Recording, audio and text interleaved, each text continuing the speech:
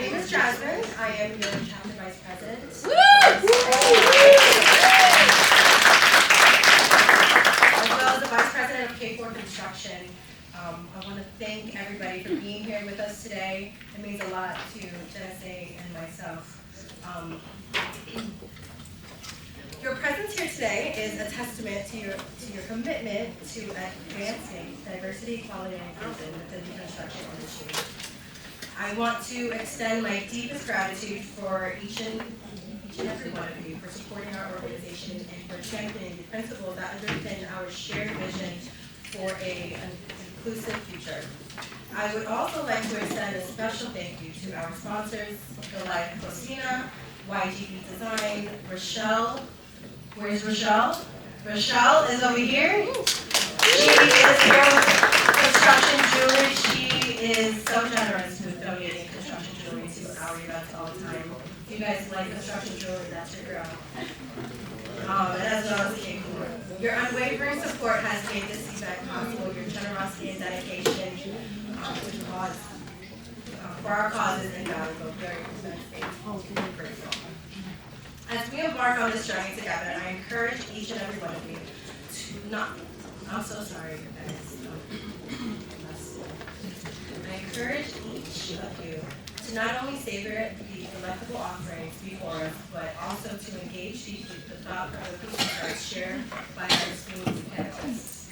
Today, we have the privilege of learning from some of the most prestiged companies in our industry, and I have no doubt that their expertise will provide invaluable guidance as we strive for greater diversity, equality, and inclusion within our respective organizations. Before we delve into the enriching discussion ahead, I want to take a moment to express our gratitude, Chef Osa.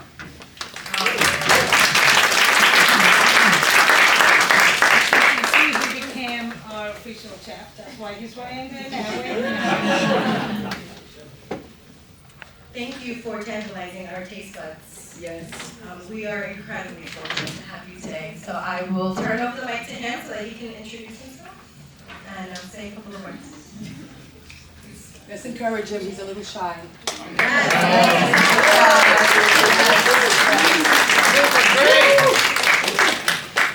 How you doing, guys? My name is Chef also. Thank you, you guys trying hard for it. I appreciate you guys. And I hope you guys like the view. Welcome to the cigars, welcome to the radio. I don't know if you guys know, I'm also a corporate chef here for the radio as well too. They actually gave me the opportunity, to go to school and also give me the opportunity to start my business and also give back to the company as well too. Yes, good. So now I'm glad to share the space with you guys. Hope you guys enjoy and love the food. And if you guys need anything in your business or anything like that, feel free to give me a call or contact. And thank you again. Appreciate it. Thank you.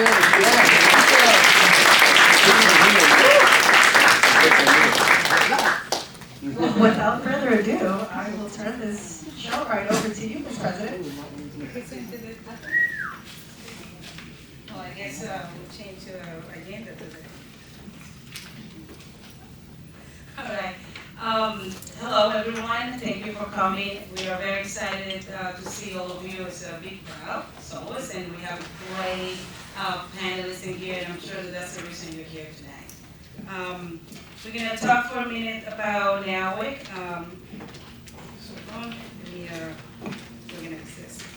So as some of you know, most of you know, I'm the president of the chapter in New York. We West Long Island, Winchester. NAWIC is an organization that was founded in Texas by a group of 16 women, and I got Doreen here, which is one of the pioneers, so I hope I get this right.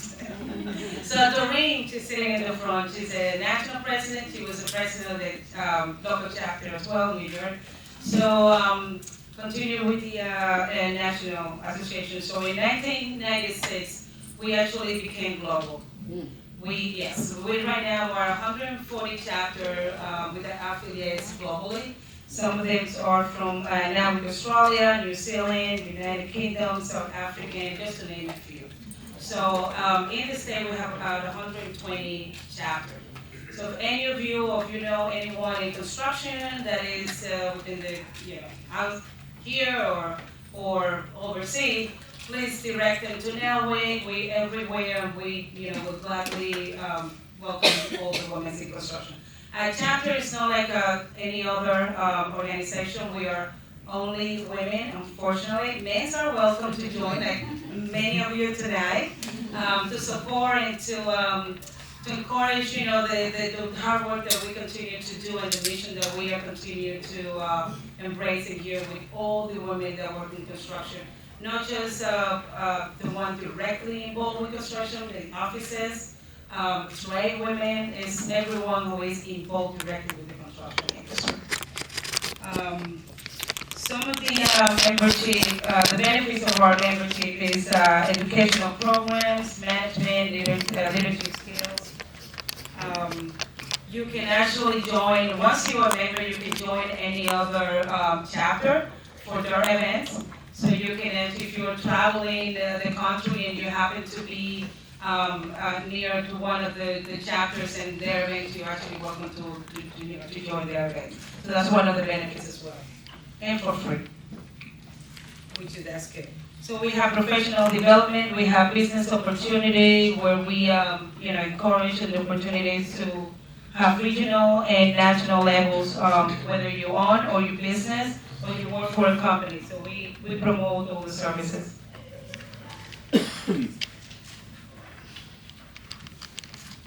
And one that I know that a lot of people like is the community and the industry outreach that we have. That one is huge. Now especially a lot of our women, we are big and involved in community outreach.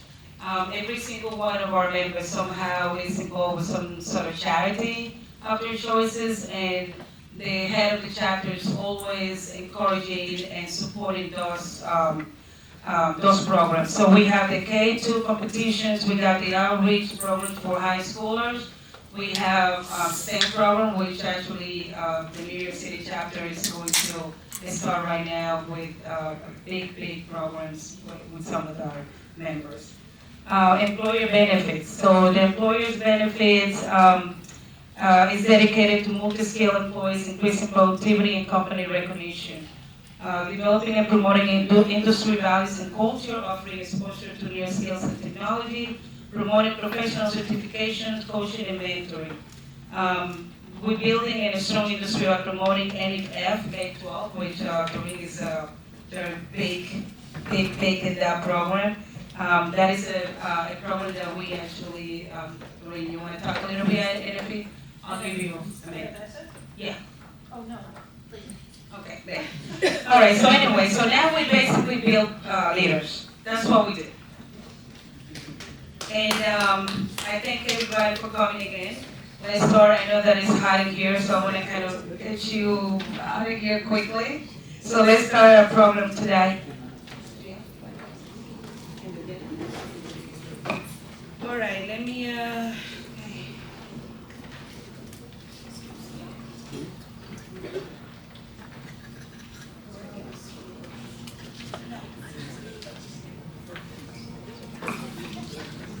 that's actually Lisa. Yeah, that's it to Lisa Curry. All right, everyone. So let me introduce you to the panelists. We have Lisa Flores. Just like make your name. We're gonna hear from the past mic, and everybody after is gonna be able to introduce themselves. So we got Fulton Collins from Turner, Nancy Casarella from Gilbane, Omar Benjamin from Crescent Consulting, Hussein Ahmed from CHCO. We have Marcelo Reggiardo from Universidad Ben Rodriguez from DOT, John Lumen from Tech System, is that right? Tech System. Lisa Kelly from R&R, sorry. Bruno Esquisio. Hernando Moyano from Alpha and Canaccord Genuity. We have Estelle Lawson. She's unfortunately had a cancellation last minute, so she's not going to be here with us tonight. And last but not least, Michael Royo from ACOM Teaching.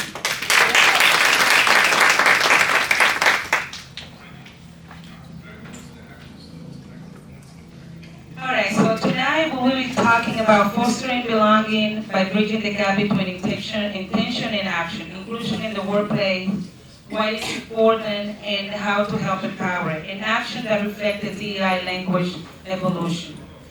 I feel every time I observe an organization focusing more on terminology, focusing more on the terminology they use, announcing their evolution from diversity and inclusion to diversity, equity, and inclusion to now diversity, equity, inclusion, and belonging. So as you see tonight, we're going to be talking about a lot of belongings. That's the core word, right? And we're going to explain the reason why. While language absolutely matters, the focus on finding the perfect term to explain what a company and organization is working towards too often distract from the hard, uncomfortable work that needs to be done. In a world where individuals who identify as Black, Indigenous, and or people of color and or marginalized identities are faced with everything from irritating microaggressions to bodily harm, inclusive language is to turn the tide. Diversity and inclusion are not mere buzzwords.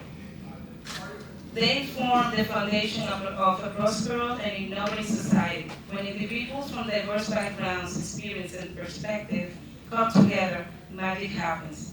It sparks creativity, fuels innovation, and enhances problem-solving capabilities. Research shows that diversity and inclusive organizations outperform their competitors, attract top talent, and cultivate a positive work culture. I'm just going to jump real quick to the next page. So what is diversity? I'm going to make this a little interactive right now. So I want everybody to raise their hand in the audience. Oh, everybody who is in this room. What do you know about diversity? Do you understand what diversity is? Raise your hands. I mean, there's a lot of you who doesn't raise your hands. I just don't know what diversity is. All right, what about equity? Okay, we get it there. What about inclusion? So this is the big one, eh? And last, what about belonging? Oh, so you know what belonging is, huh? I'm going to be quizzing all of you in a minute.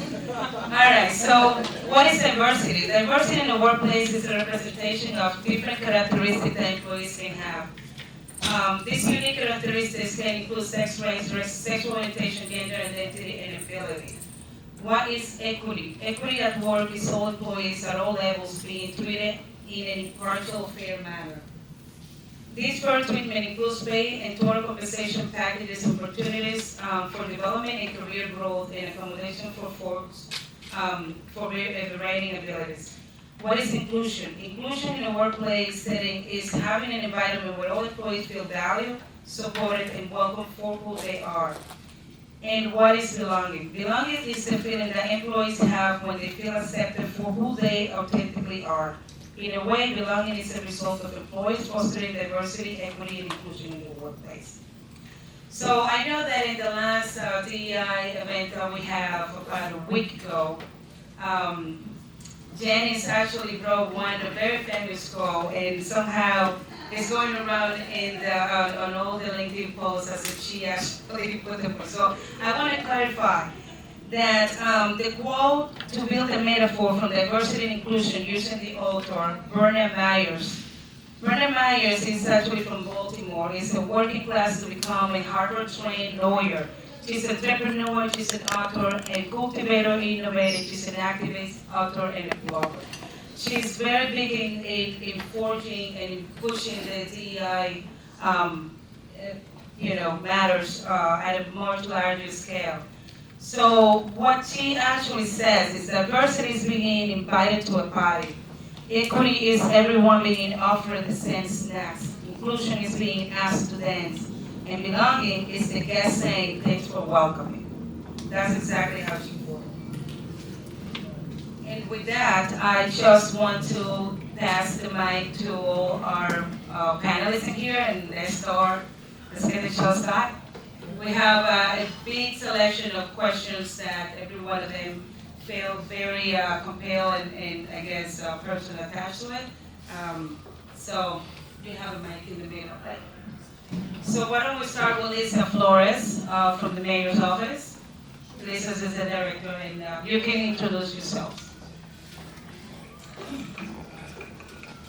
Can you hear me? Yeah, my name is Lisa Flores. I'm the director of the Mayor's Office of Contract Services. And I think I like the way you started about, and the theme today around this not just being a checklist or a performative exercise. For me, being the director of the Mayor's Office of Contract Services, I look at this with sort of different perspective, right? We're responsible for ensuring that we have, in my role, in my vision, of creating an equitable procurement process, right? So that we have access to all New Yorkers to actually be part of the success of getting city contracts and actually having that be part of them growing their businesses and really being part of the fabric of New York City, representing the diversity of the communities that we represent. So for me, DEI is really not just about the people in my office, it's how do I make sure that both the people in my office are diverse and represent those that we are serving, but also that the agency contracting officers, those who are making decisions about who is going to get a contract, also represents those communities that we serve. So that ultimately we would continue to move the needle on having our MWBEs and those vendors who are small businesses in our communities who really, for us, are the lifeblood of New York City. And I'd like to say, I think we all have experiences during COVID where when many businesses were closing, it was often the smaller businesses who were very neighborhood-centric, who really believe in their neighborhood, even if they were taking out personal loans to continue their businesses. Those are the ones that kept us thriving. And so it's our responsibility to ensure that we are making a road as accessible for them to be part of this American dream. So that's part of sort of how we as government think about DEI from the lens of contracting. Thank you, Lisa.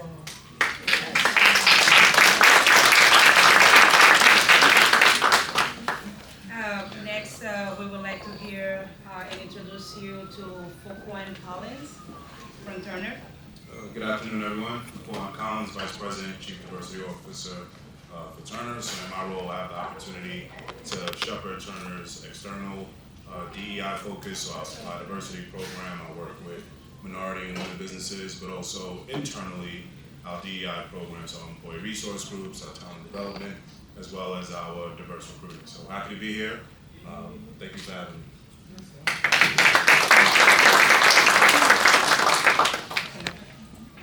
Can you hear me? Yes, very good. Tracy Passarella from Gilbane, Passarella. Hi, I'm Tracy Passarella, nicknamed Tracy J by my mother, so that's easier than Passarella sometimes. I'm a superintendent turned senior project manager. I'm working for a Gilbane building company, and I've worked for companies that didn't have inclusion, and I knew what it was like to be excluded as a female in the construction industry and also as a gay female. And now I work for a company that not only supports it, but it encourages it not just in New York City, but throughout the world or wherever they have offices. So when I knew what that felt like to be included, it empowered me to put that out there and do the work and be part of organizations to grow that feeling for everybody else.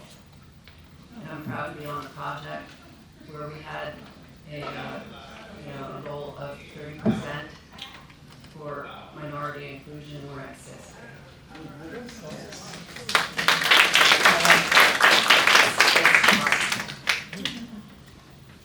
Sorry, stop it. It's okay. Omaro Benjamin from Crescent Consulting.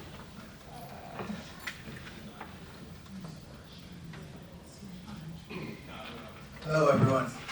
My name is Amaro Benjamin. I'm with Crescent Consulting. I am the Minority Business Coordinator / Program Director for the company. We deal with the compliance component once a construction project is started.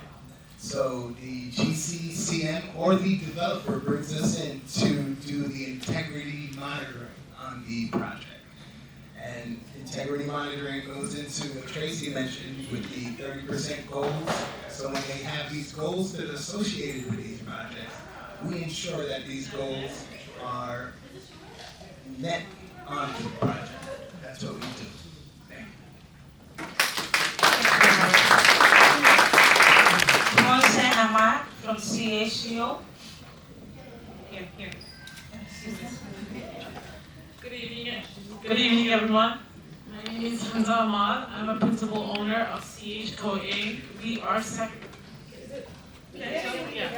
We're a second generation MBE contractor exterior, and I'm a person of determination, meaning I have a disability, and it's very few of us.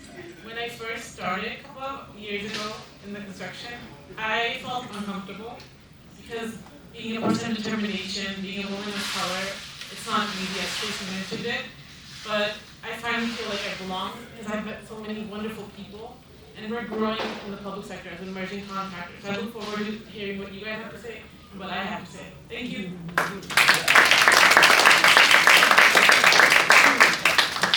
Michael Arroyo from A Competition. All right. All right. Little company, little. Good evening, everybody. My name is Mike Arroyo. I'm the Regional Manager for Compliance and Diversity for Tishman Construction. I'm here along with my colleague Karen Jala, and together, and with the rest of our team, we work on community initiatives. We put together a bill list that consists of the MBE, WBE, XB, everybody in every small business there. That's what we do. We also go to various outreach events to meet new people, to attract them, to make them more attractive to bid on our contracts. We also do workforce learning days with the unions, and we also do a lot of community outreach. So we're out there in the streets. We're here to meet you guys, and thank you for having me.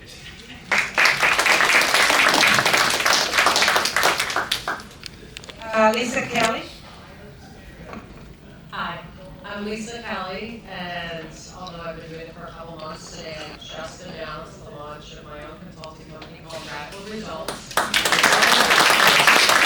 I want is to acknowledge all the small business owners that have come before me, and I've talked to a lot in this room who have made it look through representation that's possible. So my company specifically, I worked for Pam doing construction camera technology for 12 years, marketing, sales, business development, really grew that company, and then saw a need for a lot of other small businesses that wanted to get into playing on some of the bigger projects, and with city agencies, state agencies, a lot of the big builders, and weren't sure how to do that. So it's about who should your target be, how should you market to them, how can you be a good collaborator. So I started working with some small technology companies, and a big part of why this really matters to me is that personally, I believe we can fill the wage gap and the labor gap in construction with small businesses that can create generational wealth. There's a huge opportunity for underserved and underrepresented communities, and I never knew it was possible. I never saw anyone who looked like me. I was always the only one in the room, and I want to make sure moving forward that I'm never the only one in the room again.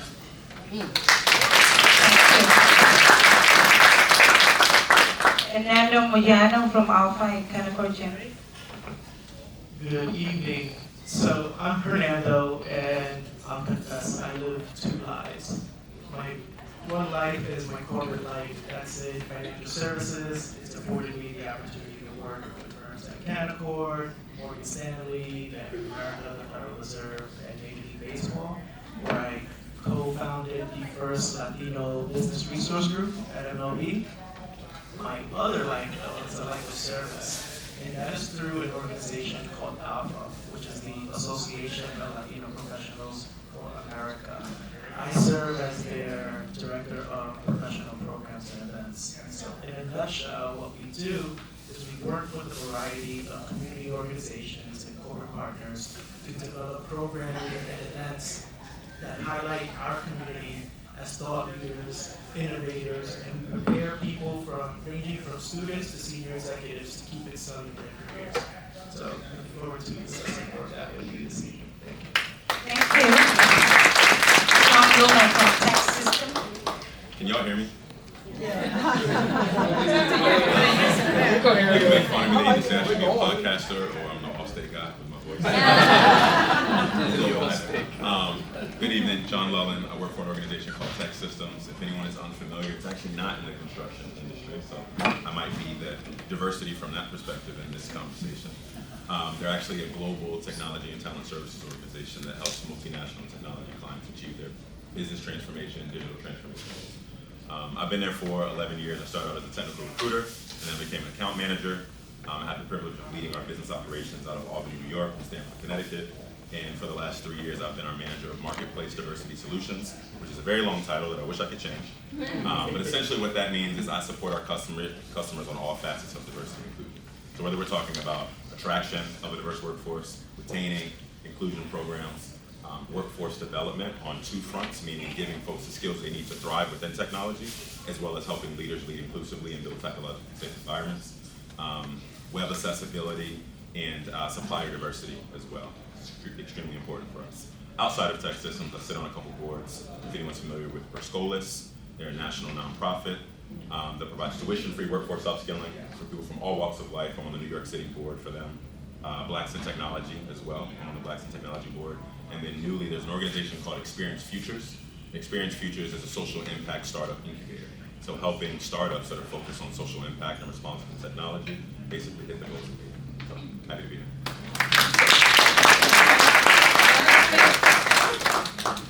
Thank you. I have Marcelo Ricciardi from Alianza Tufi.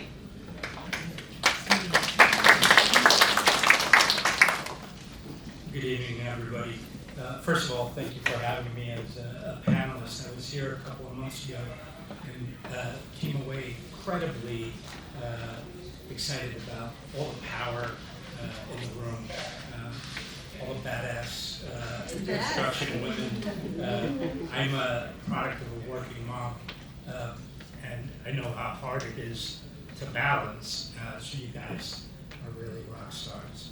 So I just wanted to get that out there.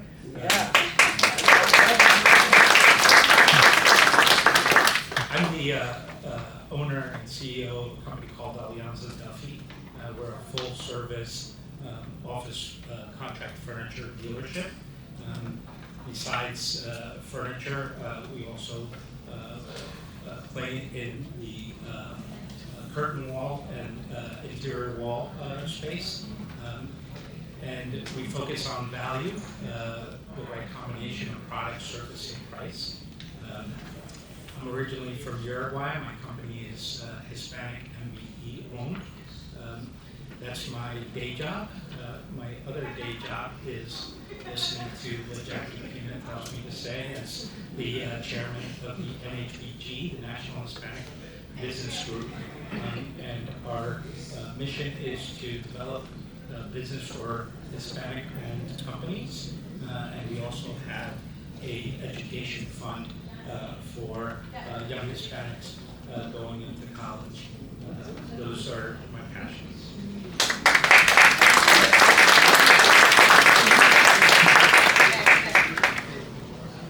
Take the mic, yes. Lisbeth Rodriguez. Gina's going to come.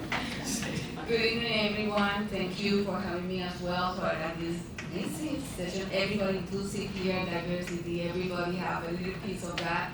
And my role working and leading the Small Business Transportation Resource Center is funded by the Department of Transportation at the federal level.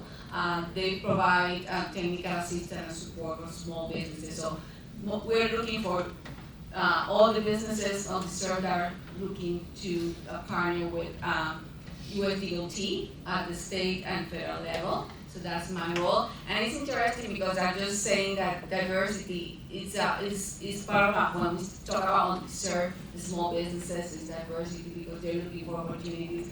In my career, working before to work in the economic entrepreneurial development, working with the corporate America, and the language that we were using at that time for all diversity was a multicultural. Maybe you can hear, no, because we are multicultural or very different ethnicities. Now we are in the new generation, I would say that is, we're talking about diversity inclusions. kind of that. So I just seen that evolution that basically is to segmented look what we're doing as a small businesses. So with Small Business Transportation Research Center are leading the Northeast Region. We have 7 centers across the nation through the DOT. And we basically looking for all the businesses here, prime contractors that we have here, subcontractors, to prepare them and to connect them to go to get opportunities in the transportation sector.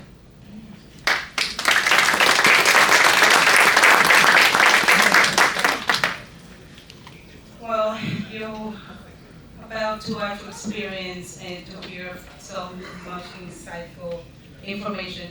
Tim, I want to introduce you before we started. Tim is going to take the mic for a few seconds, and he's going to introduce himself.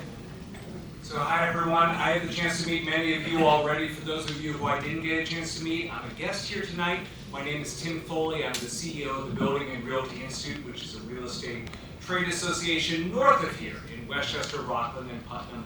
And I'm here because I'm hoping also to learn from your distinguished panel and your presentation tonight, because we have been working on putting together a Westchester Women in Construction luncheon group. Jasmine has been instrumental in helping us get off the ground. If you know anyone who lives or works in Westchester, please invite them. I'll be around afterwards to talk more about it. Thanks so much.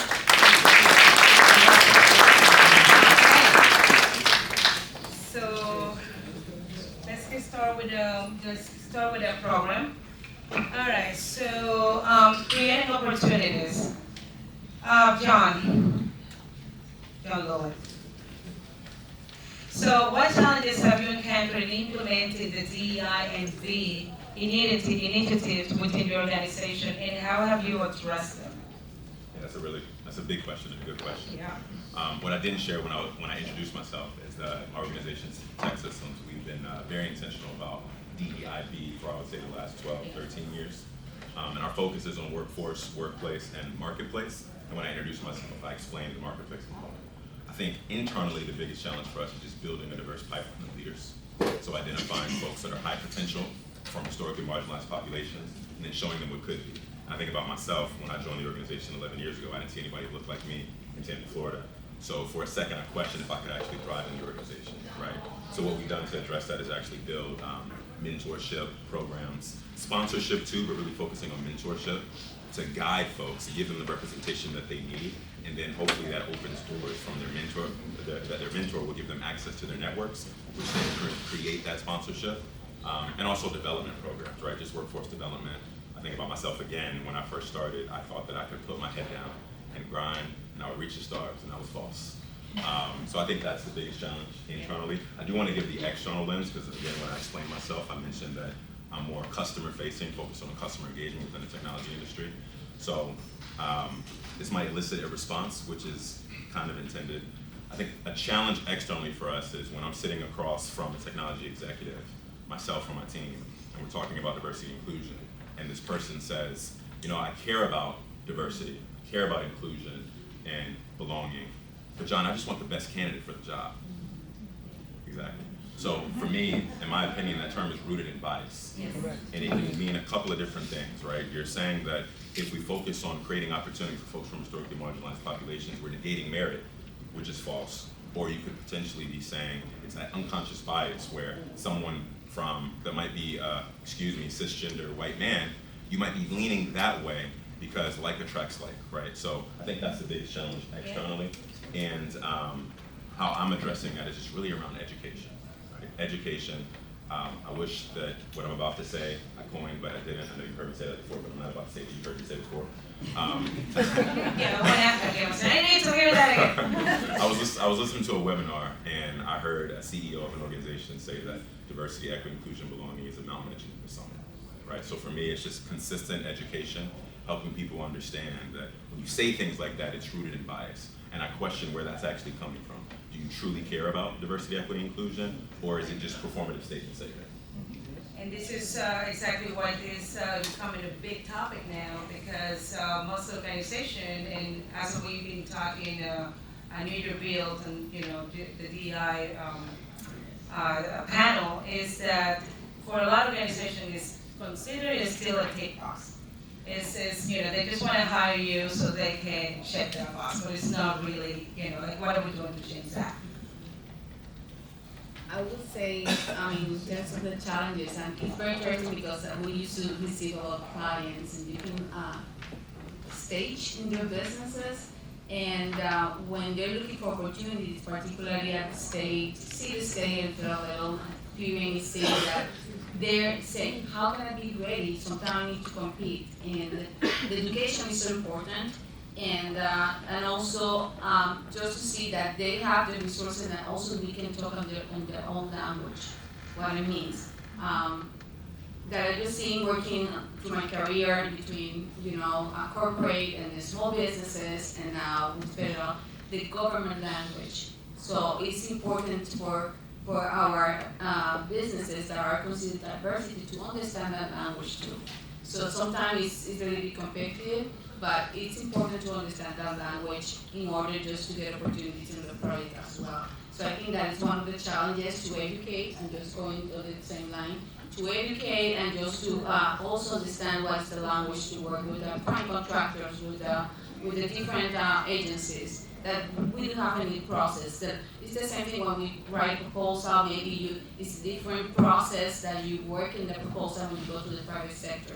So diversity, we also have to understand that and see how we can support. So education and just to work with them. In my role with SBTRC, Transportation Resource Center, I always go to the to review the profile of each business and the quality of, to become diverse, but also the expertise that they have in their specific area is important to highlight and then to share with everybody as well, to the businesses. So, and also that I would want to add that construction, transportation, and procurement is important as well to put your past performance, what you have done. It is important just to show, although that you have been in the private sector, diversity and inclusion is a component, but also they're looking on the primes, they need to meet the goals.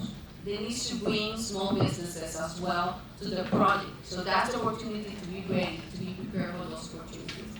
So I think that is a lot of areas where we can, support small businesses.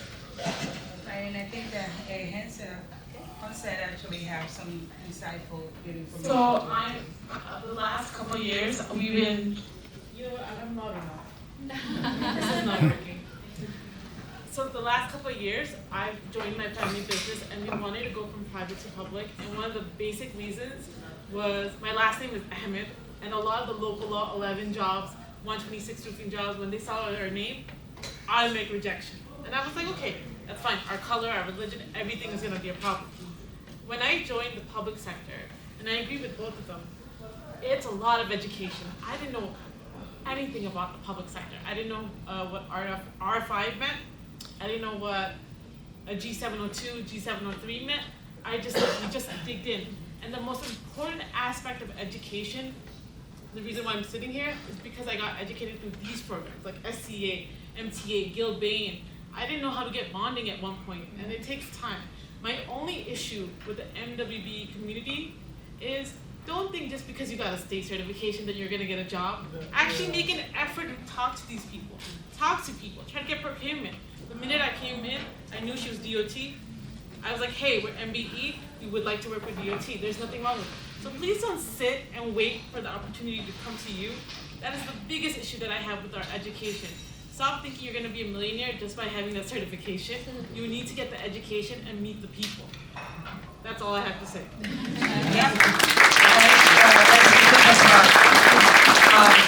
Recognizing the complexities of power dynamics and privilege associated with the race, the gender, and other identity markings. I firmly believe that understanding personal stories and their influence on our mindset and interaction is crucial for fostering empathy and connection. So with that, for one, how do you measure the effectiveness of DEI&B initiative in creating opportunities for diverse stakeholders in the AEC and the tech industry? So I'm also going to attempt to go micless. Everybody can hear me all right? Yes. So I think anything in life, anything in business, if you're not tracking, if you're not reporting, you're not taking it serious. So similar to John, I'm going to talk a little bit about what we do on the external side, and then I'll talk a little bit about what we do internally. So externally, obviously, we have our supply diversity program. We have targets around our diverse spend, whether the job has MWBE goals or not.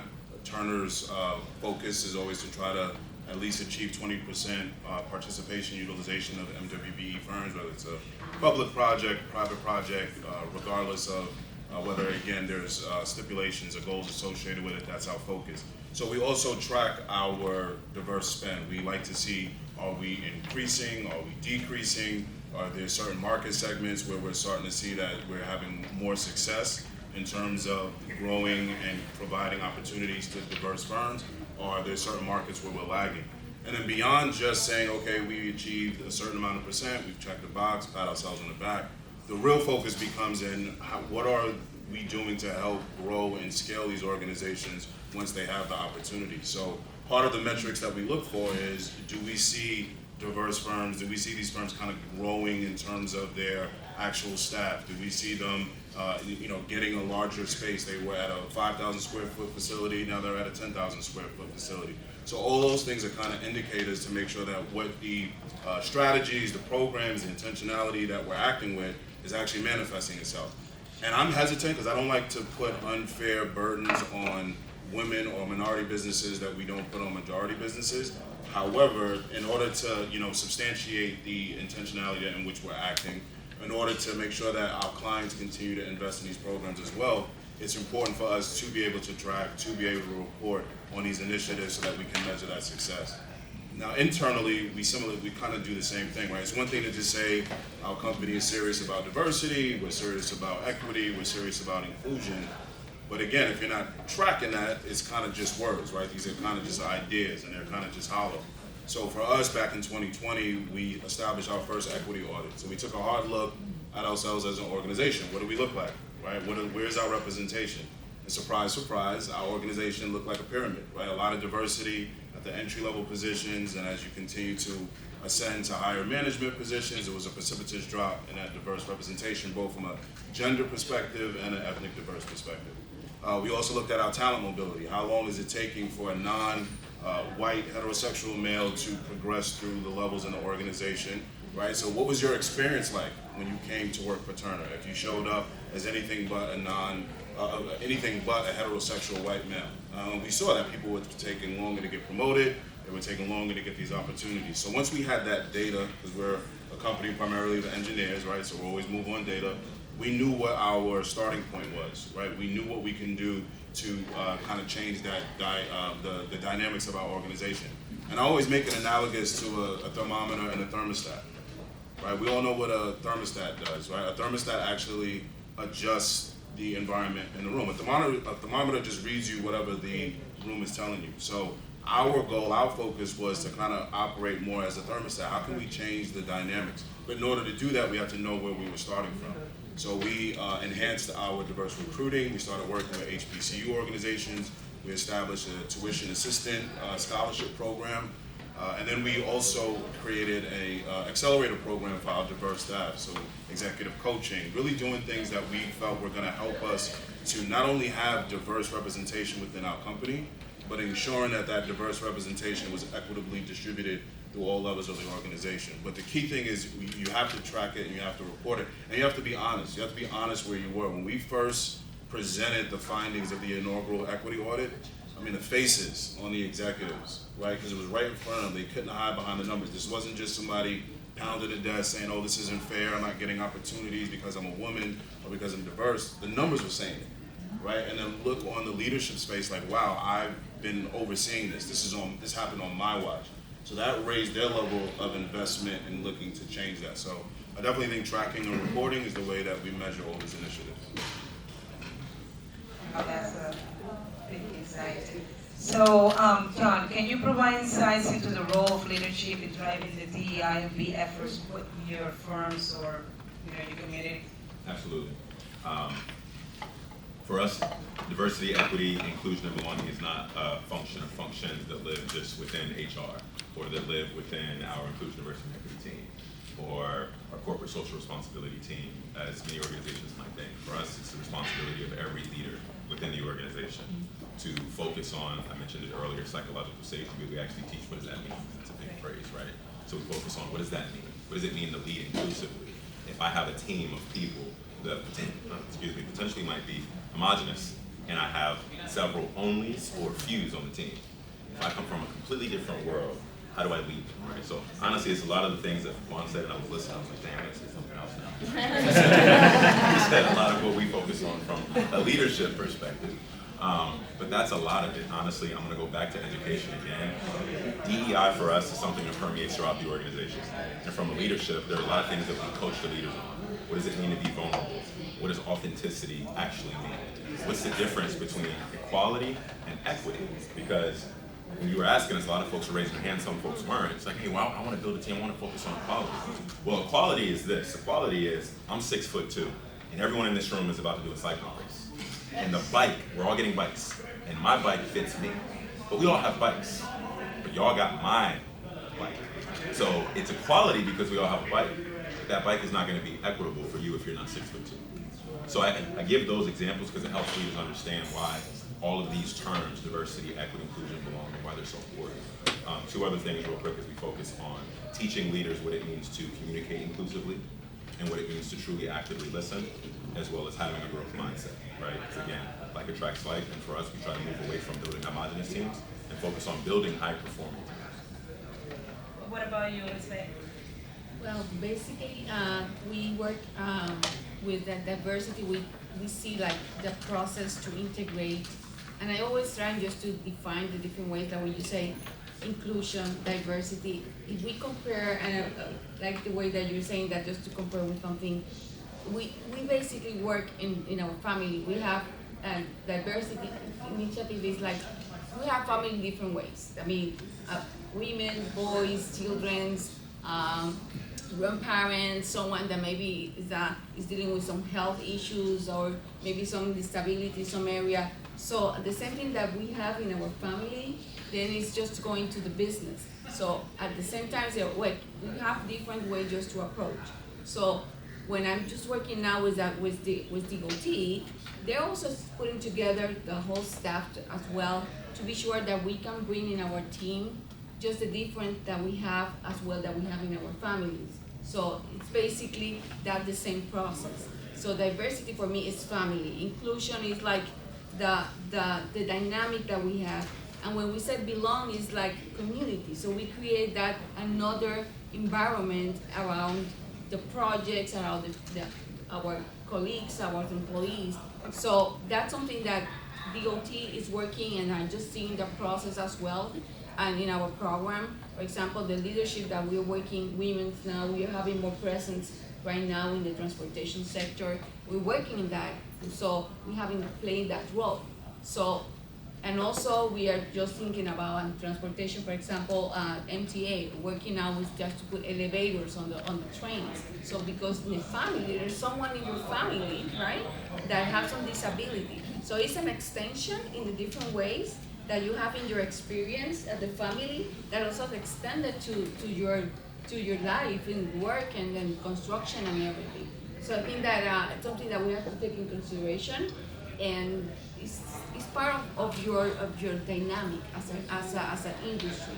And it's important that we are, when you have the whole group of people planning in your business in different ways, that you don't have the disability, or someone else in your team has that can be that perspective when they're working in different projects. Right, that is just more of what everyone here will be talking tonight. It's just creating that welcoming and that safe environment, making sure that you feel that you belong to that community. So Marcelo, what recommendations do you have for the AAC firms looking to improve their DEI&B practices? So my comments are going to come from a supplier perspective, and I think most of you in the audience fall into that category. And I think the biggest thing is for the AEC firms to be aligned with their end users as to what the goals are for diverse participation for their suppliers, and make sure that the client's goals dovetail with your firm's goals to make sure that the opportunities are properly communicated to potential vendors. And I can't stress enough, and Hunsa mentioned it, just because you get certified, you're not going to get the $1 million contract. As a matter of fact, in some cases, when you present yourself as an MBE or a WBE, there's an automatic bias that, oh, they might not be able to fulfill the requirements that we have for a particular project. And, you know, it's a matter of not only, describing or advertising the fact that you have a program, but, you know, it's not just talking the talk, you have to walk the walk. And that comes through, you know, clear communication to the diverse supplier base that, you know, might be registered within your organizations. And that comes, part of that communication that's very important to us is communicating about potential leads and potential projects that are in place.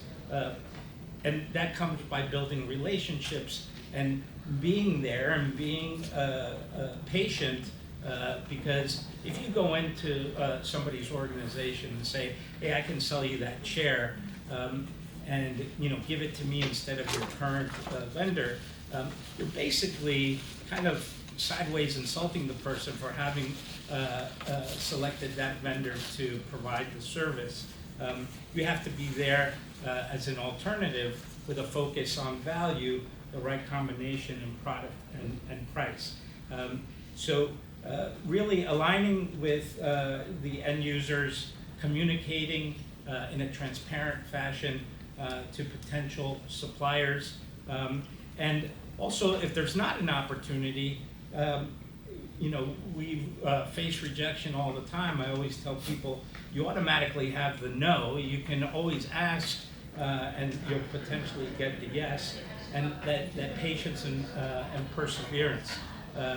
You know, I was telling somebody earlier today, one of my biggest clients, when I first started my company, I sat down and met with their supplier diversity person, and they're like, you know, you have to build capacity, you have to build a track record, and you know, I was desperate to try to work with them, and you know, 3 years later, we got our first opportunity. So it took, you know, 3 years, but the person was clear and fair in their communication to us, and you know, happy to report they're one of our biggest customers now, that do, you know, hundreds of thousands of square feet of spaces that we furnish.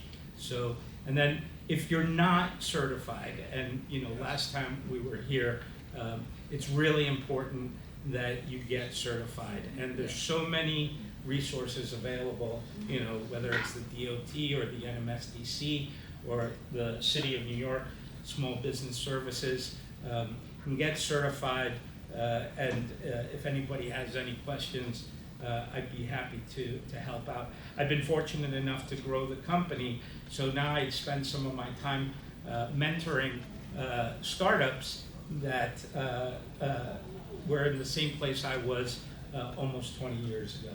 So those would be my recommendations. Very good. So, you know, keeping on the same topic, I would like to ask Lisa Flores. So what recommendations do you have to better engage and support diverse business owners and subcontractors, you know, from your office standpoint? Thank you. So, you know, the administration is very focused on increasing our contracting and MWBEs and have a goal of doing $25 billion worth of MWBE contracts by 2026 and $60 billion by 2030. And to do that, obviously, we're going to need a massive change in sort of perspective, paradigm shift within the city. A lot of the work that we're doing in the Mayor's Office of Contract Services is really about changing sort of the ecosystem of procurement, right? Ensuring that we are kind of breaking down and building back up what is a broken system that was essentially created to keep people out, right? Barriers to entry. The other piece of that is not just reforming the rules and regulations, but also focusing and doubling down on how do we provide access to that information. Because information alone does not mean access, right? We have to be able to provide that information and meet vendors where they are, provide it in a way that's culturally sensitive, provide that in a way that in their language and really respects who they are as individuals and their success as business owners.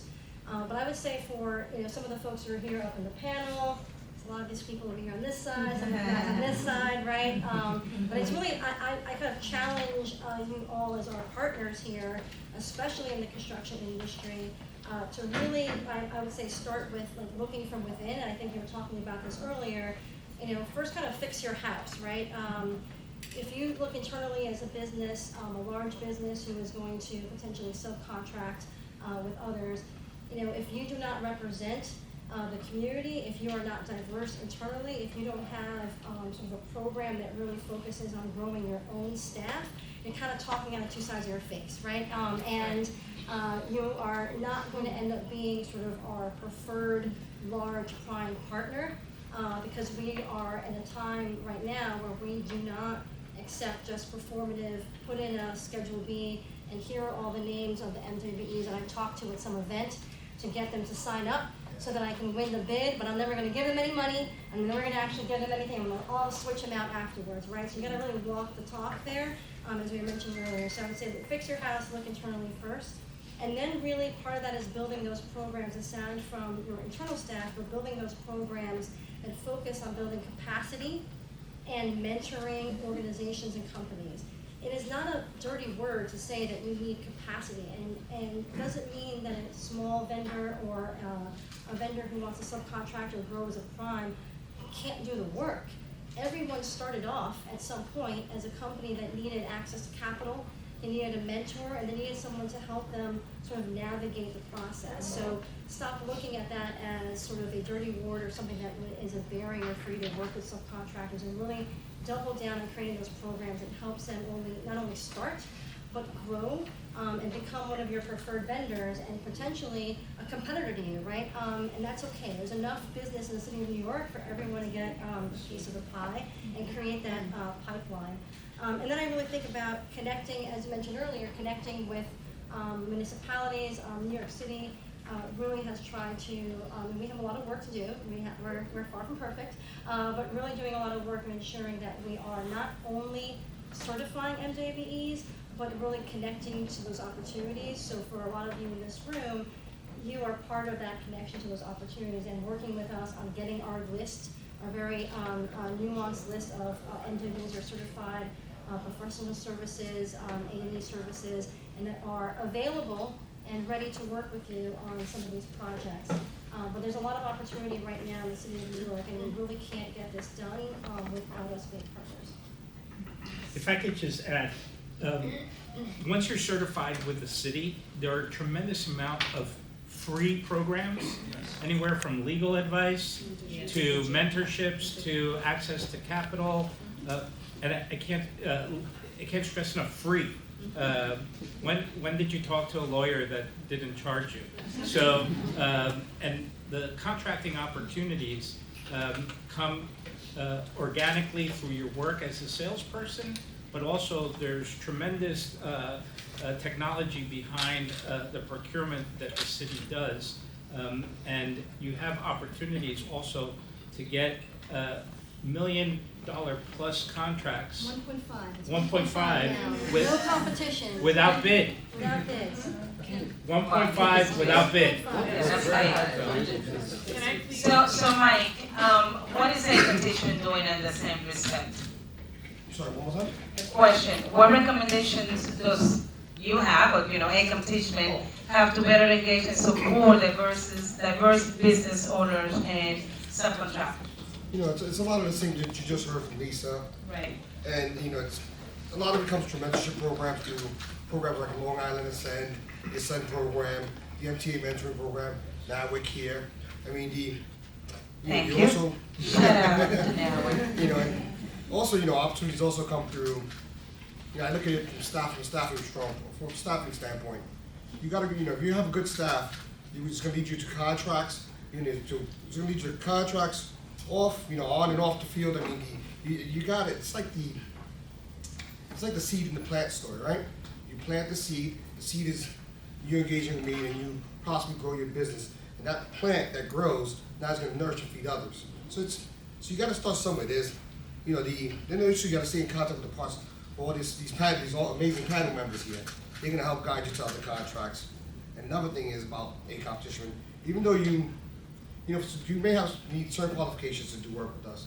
You may need bonding, you may need to be a union contractor, but also you have people like Karen and myself here that will tell you, hey, it may not be the direct opportunity with us, but we can introduce you to our prime contractors, and they don't have those same requirements. So now, you're a small carpentry company, I introduce you to our prime, man, there was an opportunity. So, staying in contact, also updating your qualifications on the agency, with the agency certifications. A lot of times you have, I'm not saying us, because we don't do that because Karen and I got to look at this, a lot of people just look at these city listings, state listings, and they just think they're gonna pigeonhole you to the one thing you said you did 10 years ago. If you grew your company, and your house grew, and now you that big plant that I'm talking about, you gotta update your stuff. Now you can say, hey, I got watermelons on my plant, I got coconuts, all this stuff. So this is what you guys gotta do, all right? So. And what about you, Mario? What are you guys doing? So for Crescent, first I would like to acknowledge my vice president of Crescent. She's in the building. I would like for her to stand up. Madeline, LeBro.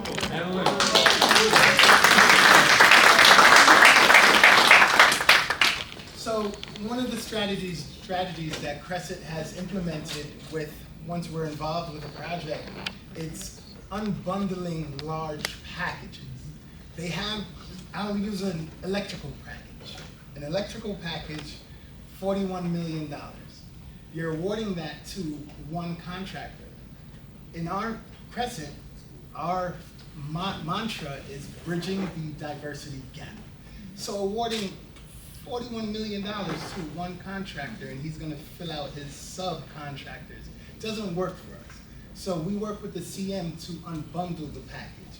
Now, what is unbundling the package? Let's say it's an electrical package. In an electrical package, there's low voltage electric, there's generators, there's a bunch of different scopes that we debundle and find smaller packages that minority companies can bid on, a $2 million package instead. I'd rather do that when it comes to these big packages for, if it's carpentry, so on and so forth. That's what Crescent helps the CM firms help do and make it, minority companies get to take part on a larger scale than just being a subcontractor for $700,000 or $50,000. I'd rather them try to go after the $1 million package. That's something that makes sense to Crescent. Yeah, thank you, Mario. So, for one, how do DEI managers support diverse subcontractors, suppliers, vendors, minorities, and professionals in assessing opportunities within the AEC and tech industry? So I think John gave a great example of really what equity means. I always use an example of shellfish allergy, right? Like I'm serving dinner, I feed everybody shrimp, that's all beautiful until there's a person that has a shellfish allergy, right? So I didn't address that individual's concern. And I think for the best thing that DEI managers can do, and this really is what takes the effort, is that you really have to lean in, you really have to understand where your vendors are, where your subcontractors are in their business. Are they an emerging business? Are they established? What markets have they operated in? What markets are they looking to break into? And then you can start to craft strategies around helping them break into that market. So where we've seen success stories, whether partnering with smaller general contractors, a lot of the work that we do lately is in the advanced tech market. So we're working for all the major large tech companies, many of whom we all use every day when we go log on and try to find the answers to questions. We know one of those large tech companies. And historically, there wasn't a lot of diverse businesses within that market segment. So strategically, we partnered with some diverse firms. We said, okay, where are you with your company? Where are you looking to go? These are opportunities. The other reason why we felt like those were great opportunities for diverse businesses, with all due respect to all of my public agencies that are represented here, a lot of times the public sector is not the best market segment for diverse businesses to grow, right? Payment terms. That's a very general statement. But payment terms are usually 45, 60, 90 days, right? And by the time that vendor receives that check, it's just enough to kind of keep the lights on, right? It's not really enough to kind of reinvest and help grow and scale their company. So part of the strategy is helping these firms to diversify where they do their business, because there are certain market segments that tend to be just by nature more profitable, right? Payment terms are more favorable, clients pay a little bit faster, so they get to have that cash in hand, they get to use that to invest into their business. So those are the things where the equity piece really comes into play. Do I really know what my vendors need? And then internally it's the same thing. Do I know what my employees need? Newsflash, not all black people or Hispanic people or those in the LGBTQ plus IA community, we're not all homogenous, right? We don't all think the same, we don't have all the same desires. So just by saying, hey, we're gonna do this for this group and this is gonna solve their problems, that doesn't work. You still have to get to actually know people, talk to people, understand what they're trying to do with their career. So that's where the equity piece really comes into play. And that's where the legwork of getting to know people so you can actually craft a strategy that is going to address their unique concerns. Sorry. No, I want to issue a challenge to all the big companies in here, right? Part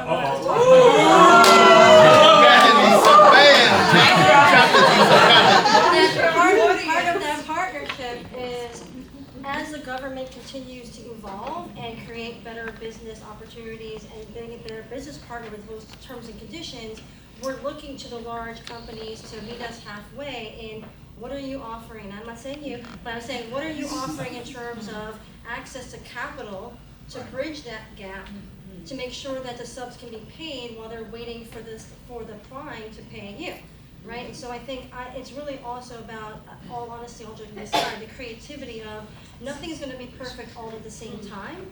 And so all of us who are doing this work, we know what those barriers are. We know what's preventing Asian, Black, and Latino companies from actually getting more contracts, and then more importantly, once they get the contract, being successful, because we all know that some of those companies, what we don't want is for you to get that contract and fail, because it will be so impossible for you to get another contract. And so what safety net are we building to ensure that we are building them to win something, but we want to build them up so they can continue to grow? For the record, Turner loves working for the city. And to piggyback on everything, as a contractor who went to New York City, I did the tech, I did everything, and I did help a lot. I'm going to say to the person that said that there has to be more avenues of income. So when we first started, we started with Gilbane and the bond readiness program for New York City. That was my first program in New York City. And let me just tell you, we applied the same principles of public to private. And that helped us grow our private sector tremendously. We still have to use private money to build our public. I 100% agree with you. Because you're coming into the MTA program or an SCA program as a one-man show, and they're asking for a PM. How are you going to deliver a $90,000 PM a year? That's a very much valid point. So to do that, what I suggest to all MWBs, and including big corporations, is that also build your private sector and diversify your equity. So we applied the same concept, and we got into larger local law 11 and roofing projects because we're in these programs. So I just want to piggyback. I 100% agree with the statement that it takes time to scale up your business in public sector.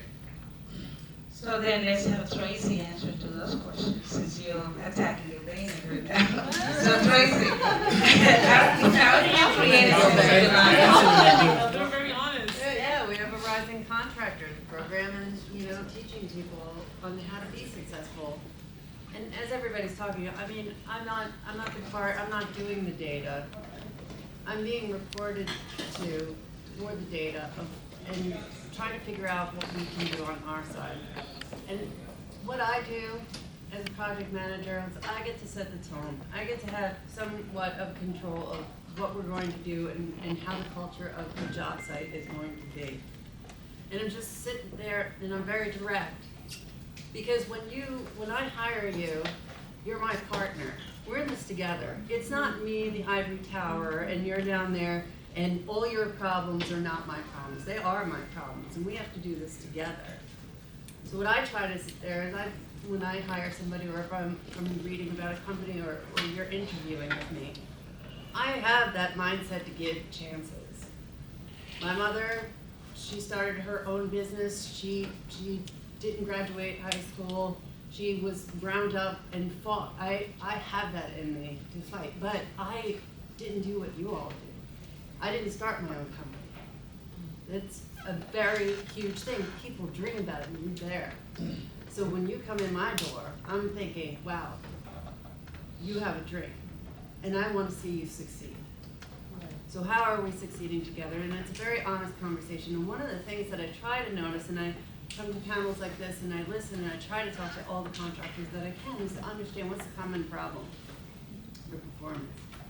Jobs get delayed. You might win 3 at a time, and they don't start. You don't have that income. So you can't have that back support. Like you don't have somebody to do your billing. Well, how are you gonna get paid if you don't get your billing in on time? Like, these are the problems that we have to, and me, as somebody who's trying to make you, help you be successful, if you're not doing the work, then I can't do it for you, you know? So what I try to encourage people is that if, you know, you're starting up your company, and let's say that you have to give me shop drawings or something like that, and you don't have somebody that can do your CAD full time, being in rooms like this is to share resources together and how you can grow together. Don't look at each other as competitors, right? You know, there might be resources that you can pair up with. One electrician has more resources than the other. I've worked in the non-union world, and I've had contractors come in, and they've worked with other electrical contractors to share workforce. If my job didn't start yet, but yours did, you know, we could feed each other people to work on this job. So I just try to sit there and be in the trenches with you to understand how we're gonna be successful together. Because your reputation is everything, and if you do fail, they're gonna be reluctant to hire you again, because, you know, we've got a lot going on as the CMs. We've got everybody to watch and work with, not just one contractor.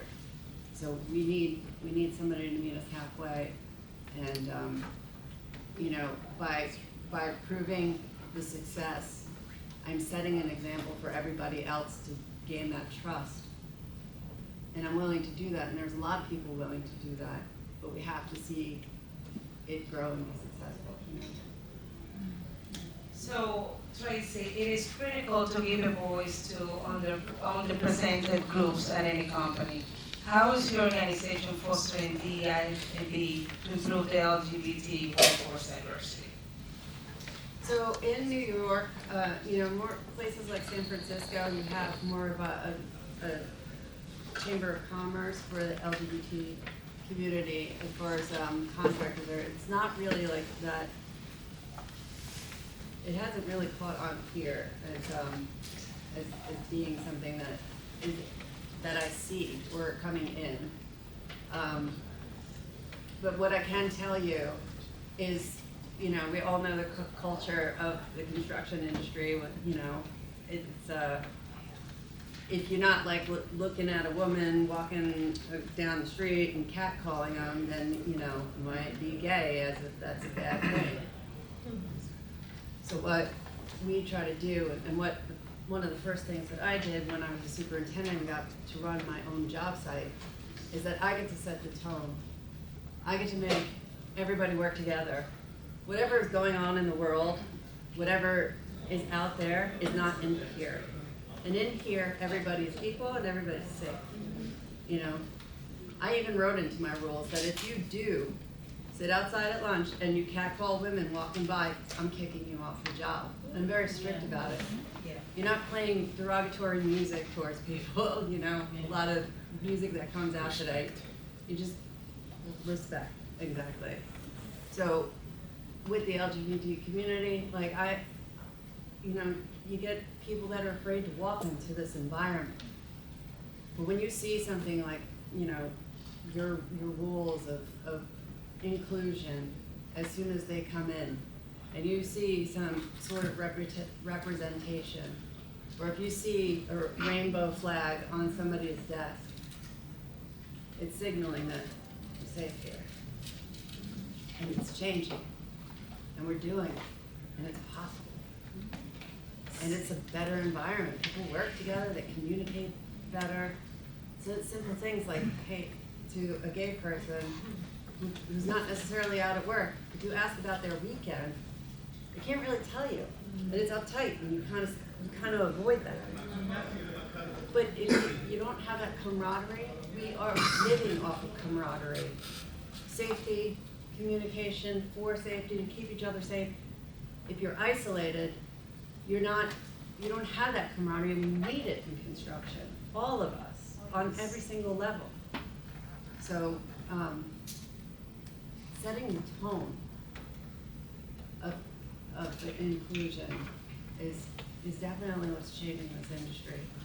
Seeing more women and having them be able to walk through my site and not feel intimidated because you have, guys who've been doing this for 30 years. If you don't know something, don't pretend you do. Just have a conversation.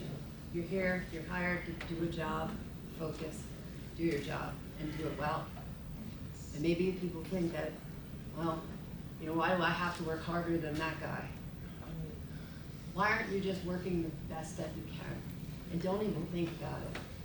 I mean, when I was asked to be here and I saw, checking the box. People are just checking the box. I get asked to speak on panels all the time. And I could sit there and think to myself, are they checking the box because I'm a woman? Are they checking the box because I'm gay? I don't think about it. We're checking the box to the best, That is my box. She knows his best. I'm walking in that door. I don't think about that. I'm in the door.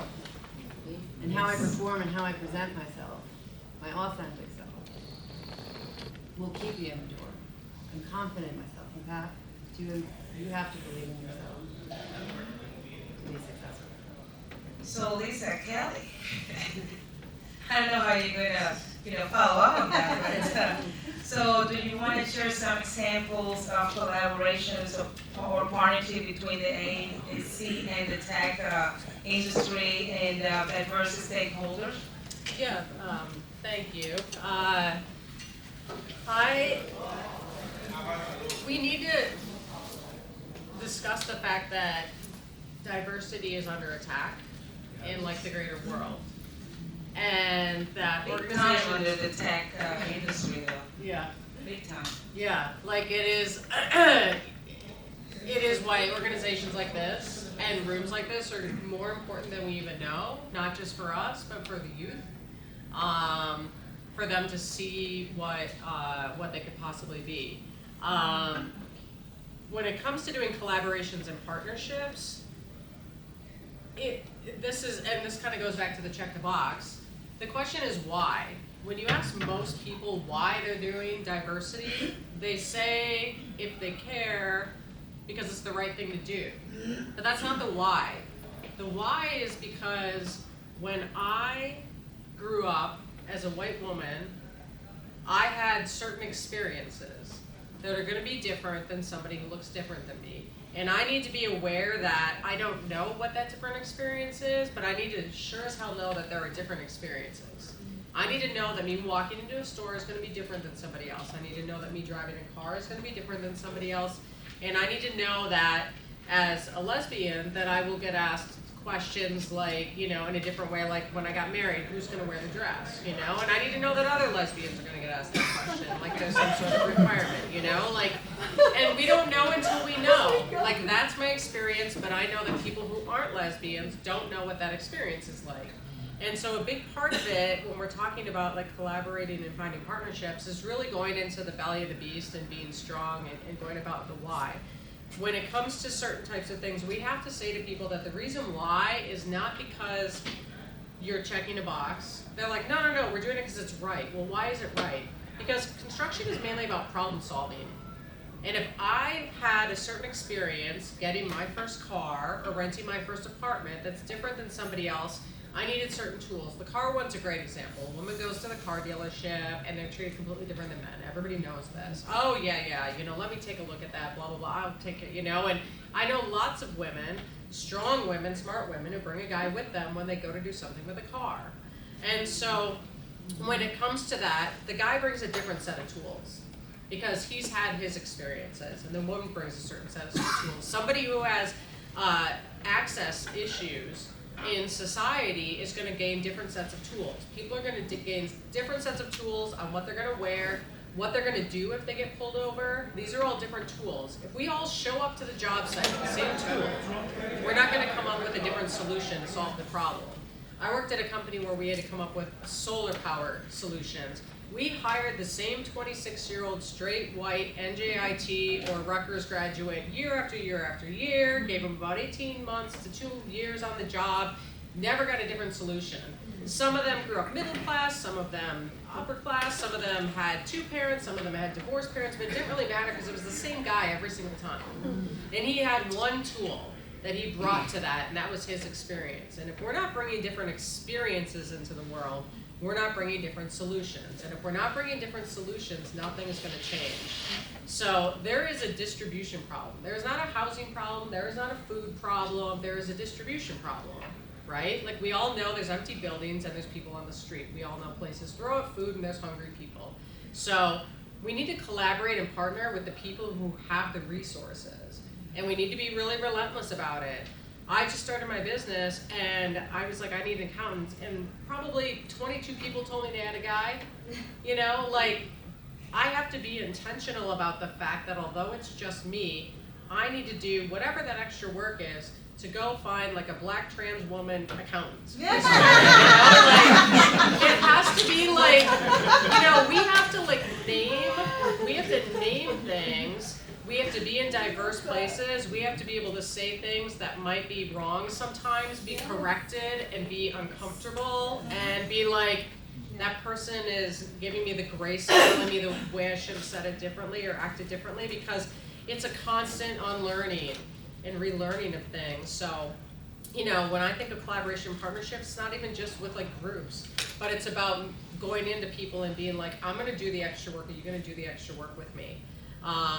And it's about bringing each other along. I mean, that's a really great thing. They would love to keep it so there's only one of us, involved in certain things. And they would love to keep it so, we know that. We know that in this society that that's how things are run. And so naming it, being afraid to make mistakes, looking at it, reframing it as not like it's the right thing to do, but we're gonna get better results. We're gonna get better results because we're bringing different people to the table. That's the truth. There's little known hidden studies of like people who have more than one woman on a board have higher profits and there's all these different things. We know they're out there, but that's change and that's scary to some people. So they would rather take what they have right now and keep it than try to venture out into an area where we're gonna make change. But it's a lot of hard work, and it is about helping each other out when we're tired and stuff like that. But I am only here because I had a load of people that were really nice to me and we're like, you can do it, and there are people who paved the way before me. I salute anybody in here who has gone out and tried to get certified, made their own contract, and I think that we don't give, this is a chance to really champion each other in these organizations. The collaborations and partnerships, I'm a big fan of find your people. Find your people, and we think we have to compromise and put up with somebody who's gonna say catcalling or something like that, and we don't. And we need to be relentless now and for the future generations, because I think they're coming up and they're not really ready to put up with it anymore. The feeling that I'm getting, is they're not here for it, They're like, you have us doing gun drills, you've ruined our environment, they're not here for it. So if I want people to work for me, and I want people who are gonna be rising up in management that are hopefully hire me, I need to get on that level too. And we need to know that there's a lot of misinformation and stuff out there, and there's a lot of people coming after the diversity thing. But if we reframe it as, this is a better way to have success, because diversity of ideas leads to diversity of solutions, which leads to more paths of revenue. We have a real chance of turning what this whole conversation is together. That's very insightful. Thank you. So, where do you think employees think that the company's DEI efforts are failing. And can you share some of the specific things that a leader can do to create a safe and inclusive workplace? Sure. So on behalf of all employees everywhere, no, I can only speak for myself. Yes, So when you are like one of few in an organization, whether one of few women, one of few people of a certain ethnicity, one of few people that are differently abled, you come in not with blind spots. I'll give you an example. So my background, right? Colombian family, first generation, and I was instilled with this idea that when you land a job, be grateful, right? Lean on gratitude. Like, you're so lucky to be there. The second thing, shut up and work hard. You put your head down, you dig into the computer, you do what you need to do, and that'll take you places. Bad advice, right? That's not the key, right? And when I entered the workforce, and this might resonate with people that are just like starting their careers or more junior, I didn't really have anyone to like leverage or like guide me through it. So I did just that, right? I said yes to everything. Like, can you do this? Yes. Can you do that? Yes. Working all types of crazy hours and looking at other people like speak up for themselves and think like, that person's crazy. I can't believe they said no. What? The next thing you know, they're like rising through the ranks. Like, something is wrong here. So I think when it comes to DEI, it's important to look at it holistically. Right? It's not just like, all right, we're going to hire people at a junior level and put some people of color on the landing page on our website. And great job, right? Because what happens is people get hired, and that's fantastic because opportunities are created. But once they land there, there's still like the sense of belonging isn't there, right? Yes. Or those blind spots exist. And who's going to fill in those blind spots for them? You have to like figure it out on your own. So that's a deficit there. Also, when it comes to like progressing, if you're looking like towards the top, like, all right, who are going to be my mentors here? I don't really see anybody that reflects where I'm from. So is that even possible, right? So you're putting this, I'm not saying it's not an excuse, but it's just a reality, right? You might put this self-imposed like handicap on yourself, like, well, that's just the dream because all the people at the top are from a certain community, and I'm not there, I'm not from there. Chances are, this might not even be the place for me, right? So there's an issue there. Now there's something that I think resonates across industries, right? So, I know I'm here in the construction space, but there is a benefit across industries when you're looking at diverse talent. And I'll speak to financial services in particular. So currently, right now, there's an issue in the financial advisory space in gaining traction in communities of color. Why? Because people that aren't representative of that community will go out to try to gain clients, but those people aren't like trusted. Like, oh, I don't know this person, they don't speak the language, or they'll have somebody that, let's say, did a study abroad program in some country, and I'll use an example. Let's say they did a study abroad in Peru, and now they're going to Miami thinking that they understand like the culture, but it's nuanced. It's nuanced. The experience, I'll speak for Latinos in particular, the Latino experience in Miami is drastically different than the Latino experience in LA, right? All under Latino umbrella, but very, very nuanced. So it's important to take a very holistic approach when considering DEI, and I think that's a learning opportunity for a lot of firms across industries. Thank you. And this question is going to go for John, Mike, and Omaro. So, all of you. So, what strategies have you found effective in building the capacity of diverse stakeholders? Yeah, this is a really cool conversation for me. I feel privileged since I'm in the technology industry and I'm listening to everyone talk about supplier diversity. I really started learning more about supplier diversity when I led our Albany, New York operations. And this was during the time when Governor Cuomo said that 30% of discretionary spend had to do with diverse-owned organizations. So I had a chance to really roll up my sleeves and partner with the current diverse-owned organizations that we were working with to understand what challenges they have, what needs to change. And what I love about my organization, I'll tell a story in a second that'll answer the question, is when we think about supplier diversity for us, we're talking about certified MWBEs that are focused on gaining technology contracts, right, with the big technology companies, right, to staff their needs or provide whatever services they have. And for us, it's focused on can we help these organizations get more access, executive access, and financial backing. Something that I learned that everyone in the room probably already knows is that MWBEs represent 15% of the nation's businesses, but only 3% of the revenue, right? So for us, we said we have all these capabilities and we partner with these multinational companies. How can we help MWBEs achieve the goals that they have? So there's a question that I asked, and there's a big tech company that I can't give you the name, but a question that I typically ask when I meet with technology executives is help me understand where diversity, equity, and inclusion falls on your list of strategic priorities. What does it actually mean to you, right? Is it performative? Are we talking about the commitments that you post online, or do you actually care? So I had a chance to partner with this big tech company, and they said, listen, we need to focus on workforce diversity, we need to focus on inclusion and diverse supplier spend. And we want to diversify our supplier base, because what they share with me is that it was very homogenous. It was within like one protected class. They weren't focusing on service-disabled veterans. They weren't focusing on women. They were focusing on one particular category that I want to say is like, how do we diversify that, right? So meeting with the technology executives, I had a chance to get introduced to the supplier diversity leader. Sit down with this person and understand what challenges do you have, right? Are you partnering with NMSDC? Do you use supplier IO? Like, what's going on? What are you doing to gain more relationships? He said, honestly, John, it's just a struggle. So again, going back to the mentorship component for us, we have a team that's called our sub-vendor and contracts team and supplier diversity team as well.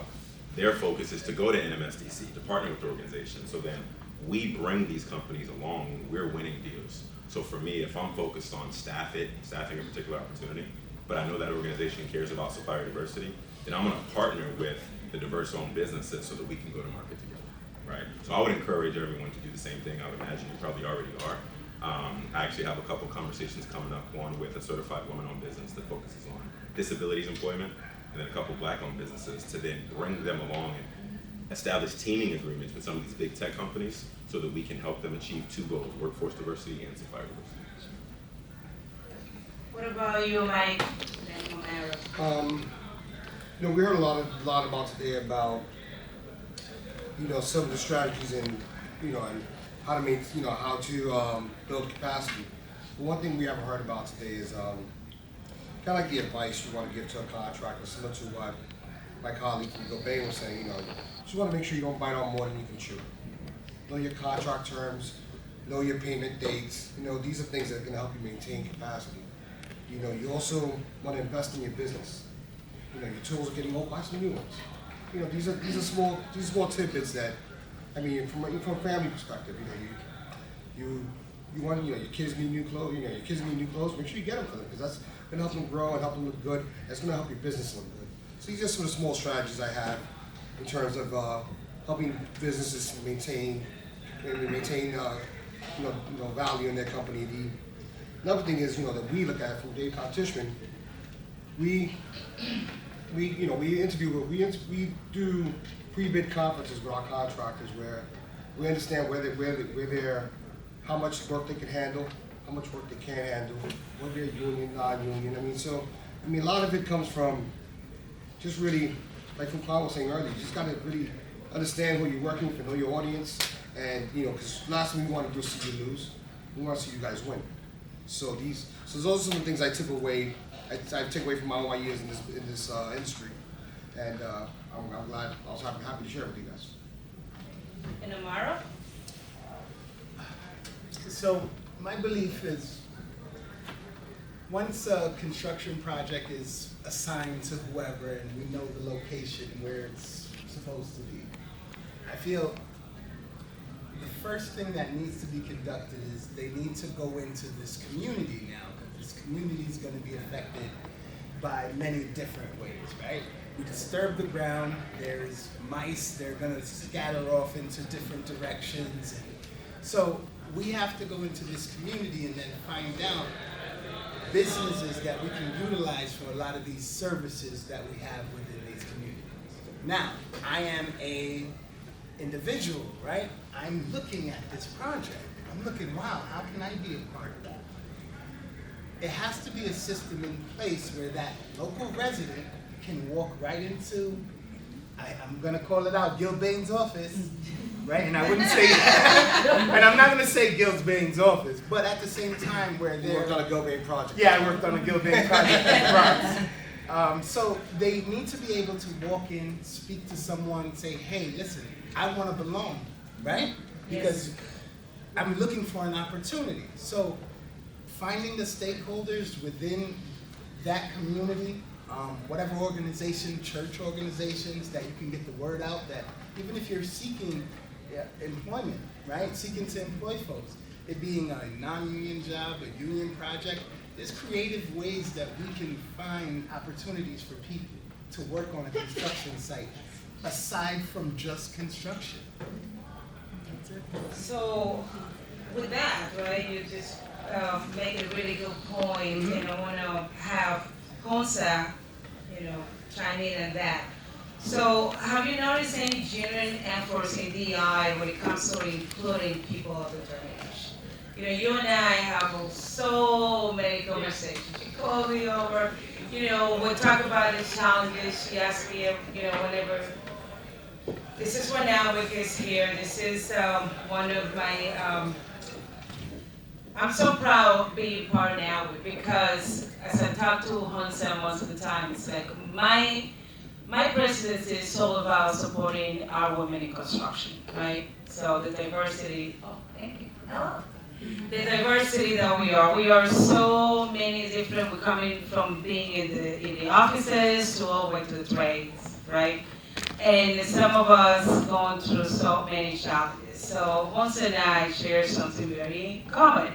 So many days she will call me and she's like, how do you do, right? So, but I'm gonna have her tell you the story because otherwise we'll be here all night. So yes, Honsa, so why don't you tell us, like, have you noticed any genuine efforts in the DEI when it comes to including people of determination? And as you all noticed, so both of us are people of determination. So thank you so much. A little bit about me. I know I'm a little too passionate. I get that a lot. I'm sorry. And we got a couple of minutes left. So. Yeah, I'm gonna do this quickly. I came in this country to get treatment. I had a stroke when I was 15 months old due to a third world country water problem. Gave me typhoid. Came in this country, my dad was like, this is a great country for women. You have to stay. But here's the problem. I'm a person of color. I'm disabled. I'm Muslim. Not the best combo at all. So my entire life, and on top of it, my parents put me in Catholic school. That's another story on its own. So I was always told that you're not gonna amount to anything. You're gonna struggle. You're always gonna be a sore thumb out because you're different. So what happened with me is I'm a little too determined in life. I was like, okay, if I fall, I'm gonna get up. Fall, She's get up. fired. She's just like, She knows she's trying to be fired. Yeah, get up, fall, get up. She's very strong. So I saw my dad struggle. He got rejected with a lot of jobs for being a person of color. And I saw him to stick with his smaller jobs. And there's nothing wrong with being a smaller contractor. And that bothered me a lot. And that bothered my brother. So what we decided during COVID is we shifted our paradigm and we were like, we are gonna become a minority contractor and we're gonna do it right. We're gonna build ourselves to a level where we see ourselves. But here's the kicker in the face. Safety is a concern and I'm one-handed. So how do I deal with this as a future contractor and a current project manager and business development? So some work sites I'm not allowed to go on because there's regulations in the MTA, DOT, I'm not even allowed to touch those jobs. Yes. So what do I do? Thank God I was born in the 90s and we have iPhones now. I forced my PM to FaceTime me. I forced him to WhatsApp me. Thank God for technology for that. And we have a solid discussion of what's going in the threads in that concrete, how are the railings going. So that was the first big change. Technology really helped me grow as a person, as a business owner. The second component that I saw that no one was doing is, why aren't minorities on LinkedIn and posting about their businesses? My brother hated this in the beginning. He's like, why are you helping other minorities? Like, seriously, stop. I was like, no, I'm gonna go to 7, 8 events, I'm gonna post about them, I'm gonna be in 8 different mentor programs, post about them, and let other minorities know, because there is generally, again with Tracy, why are we competing with one another when we should be helping one another? And that is a big problem. Stop the hate and love each other, because we're all in the same boat.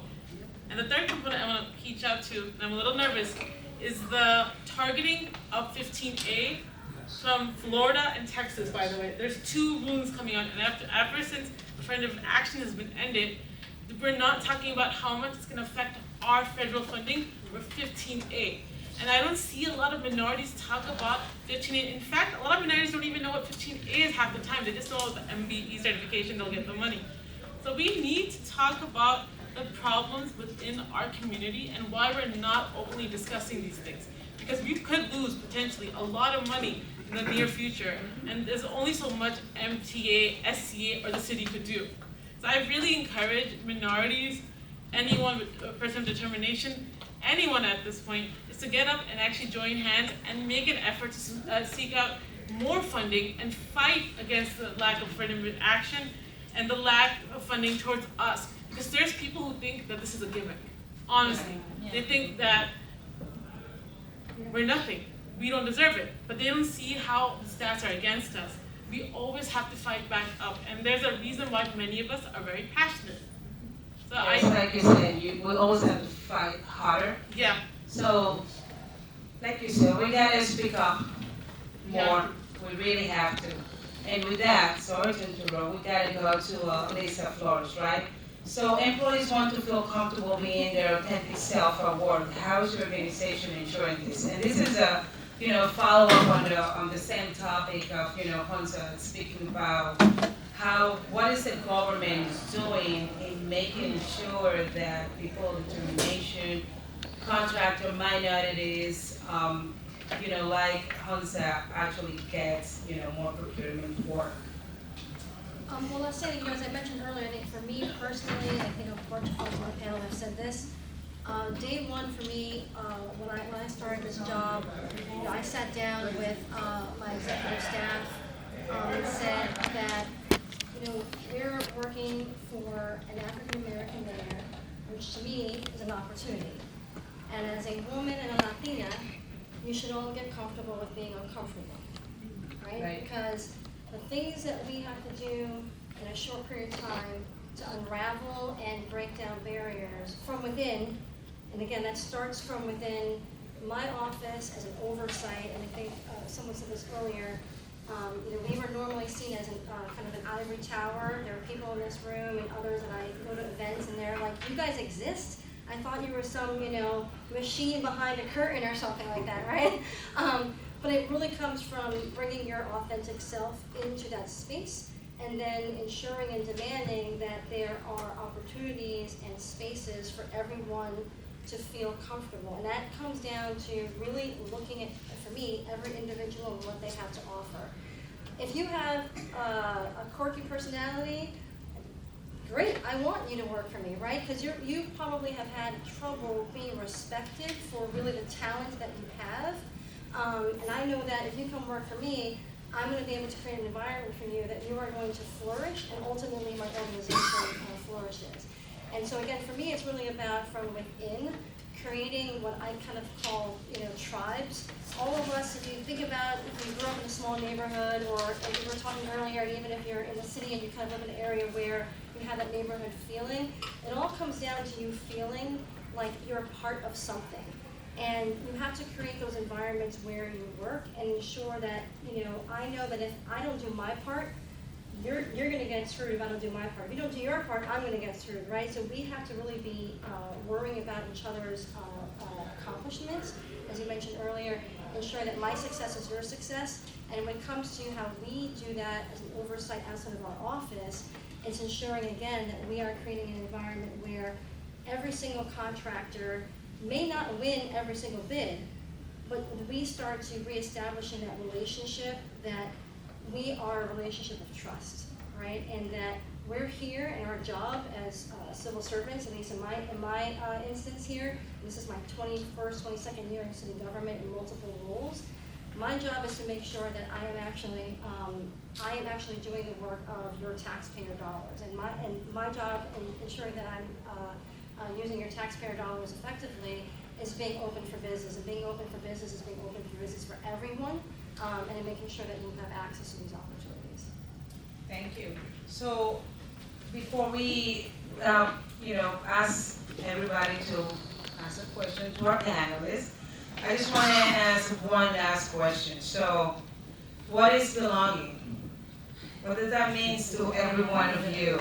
So, and you're gonna have like a couple of seconds before we, turn the mic over there. So, what is belonging? How belonging fits into the DEI, and why belonging matters? Yeah, let's just go and start from here. I'm gonna hit on culture, and I'm gonna follow up on what Lisa was saying around showing up as your authentic self. So, I know you didn't ask me this question, but I think it still answers it. I think it starts with culture and inclusive language. Right. And language is very important in the DEI. 100%.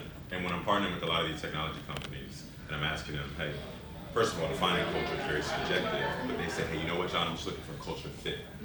I stop them right there, because that word fit is assuming that I have to assimilate, I have to fit in, and if I show up as a guy that is, you're not catching me wearing a suit, and I'm always gonna wear sneakers, I'm gonna wonder, I have to fit, does that mean I have to change who I am? And if you're saying, yeah, we care about diversity and inclusion, and we have a culture where we want everyone to fit in, and everyone's welcome, but that word tells me that I'm probably not, and I'm gonna have to cover or code switch or show up in a different manner, right? So for me, belonging is all about knowing. You gave the analogy earlier. It's like if diversity is I'm invited to the cookout, right? Yep. Inclusion is there's something for me to eat. You recognize my dietary needs, right? But belonging is like, okay, I can stay here, right? I can actually go and say, hey, that grill, I know I'm a vegetarian. You just put meat on it. Do you have another one? Right. I know I'm taking it a little far, but for me, that's what it's about, right? When you talk about authenticity and culture, I'm a culture add, right? I'm here and we're leveraging our differences as a strength. All right, real quick before we got a couple Really minutes, quick. we'll now, So for make sure me- everybody got time to work. For me, belonging is I'm finally feeling like I'm starting to belong in an industry. Because before construction, it was very difficult for me to really feel a belonging. But I also, one thing I want to piggyback on John, the concept of code switching. It's something I think a lot of women and people of color do. Sometimes I don't feel that comfortable because a lot of times people don't see my disability, and it happens quite often. And they'll try shaking my right hand, and I'm like, I don't know how to tell them that I'm a lefty by no choice. So you're gonna have those moments, but I say that to everyone. Remember that you're there for a reason, and forget any negativity, and just feel the energy. And that's how you're gonna belong. And it takes some time, but I promise you, eventually you'll feel your element. Yes. Yes, ma'am. Yes, I just want to, it's interesting because basically culture is the word, and I was just reading about diversity and inclusion person, his name is Andres Tapia, and he used a phrase just to define diversity, and he was saying diversity is the mix, inclusion is making the mix work. But then for that phrase, I was adding in that context, say, and I will add, be able to create. If we ask every one of us to actually break down the DEI&B, we're all gonna have a different mix. And then I say, okay, and a different quote. We're gonna recreate a different quote from here on. Yes, and then I said we able to create an integrated, valuable culture. Yes. For each member of the organization. So it's for me, it's a community. It's culture, it's the community, because you put together, everybody makes it, then you make it work. But then how you can feel that you belong, just creating that culture, and then as a member individually that you can feel it, and also as an organization, is that community. Right. So there's a combination of both. What about you, Marcelo? I think belonging it has a direct tie to respect, right? So absolutely. Whether you're a business owner and you create an environment where people feel that they're heard and respected, if you respect people that you're selling to, respect their time and their position and the challenges that they have, and then you respect the people that you compete with and the people that can influence business, get business to come your way. And that gets tricky because to respect somebody, you have to try to understand what their limitations are, and not making them feel different because of those limitations. And I tell people all the time, you know, I say it to my boys in particular, you know, it's like what you put on social media. Don't do anything your grandma wouldn't want you to do. Feel proud of it, right? But that you can Yes. also use that in business. So belonging is respecting. I use that word a lot. I mean, you know, being a woman in construction, actually, I got my boots on the ground. It means I'm on the job site every single day. I have to use that word a lot, especially, you know, for me. You know, I'm a president in construction, and it doesn't matter what title, you know, whether you're here or you're up. There's a lot of that in the construction. They still doesn't respect you, so I had to, you know, basically remind every single one person in construction, you need to respect us. So at the end, they go back and say, oh, you know, you're just sensitive. And it goes on, and then that's where you go, with, you know, like going into the inclusion, going into the belongings, because it's still a challenge, right? That's why I'm saying why DEI&B is still a checkbox for a lot of organizations. Because we're going out onto our job sites and still not get the respect that we deserve, even though we have the qualification to be there, to perform the same type of work that any other man, you know, with the same title is. We're just still struggling because we, you know, unfortunately, or fortunately, still a female, in my case, right? So, Tracy. I mean, I'm listening to everybody talk, and I'm just trying to think about, like, you know, that feeling that I get, because I grew up feeling like I didn't belong. You know, I always had something that the world didn't know about me growing up, besides the fact, I mean, I'm obviously a woman, but I never really thought about, like, how that held me back, because, you know, I was just dealing with other things, you know, and I was shy. And some people might not believe that about me. I know, but it's true. There is that shyness to me, and I think it's being intuitive and being aware. When I walk through my job site, or if I see somebody new come onto the job site, I have this strong awareness about their comfortability. And I guess because I came from the hospitality industry, I know how to, like, make somebody feel welcome when they come in. And I make it a point to go up to them and talk to them and you know, introduce them around. And there's nothing more rewarding when you see somebody who's so afraid to be on the job site, barely talks, wanted to hide, and make sure that I point out and say, what do you think about this? Well, how do you feel about this? Hey, have you met this person? Hey, you know, where are you from? Like, you know, and that sort of thing. And then later on, you're walking around and you see that person comfortable, kidding around, having that camaraderie.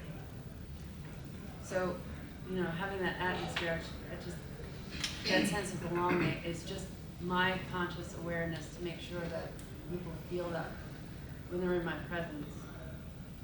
And if they don't, that I go out of my way to see if I can make them feel more comfortable and know that they too belong here. Everybody belongs here. Very good. Fernando?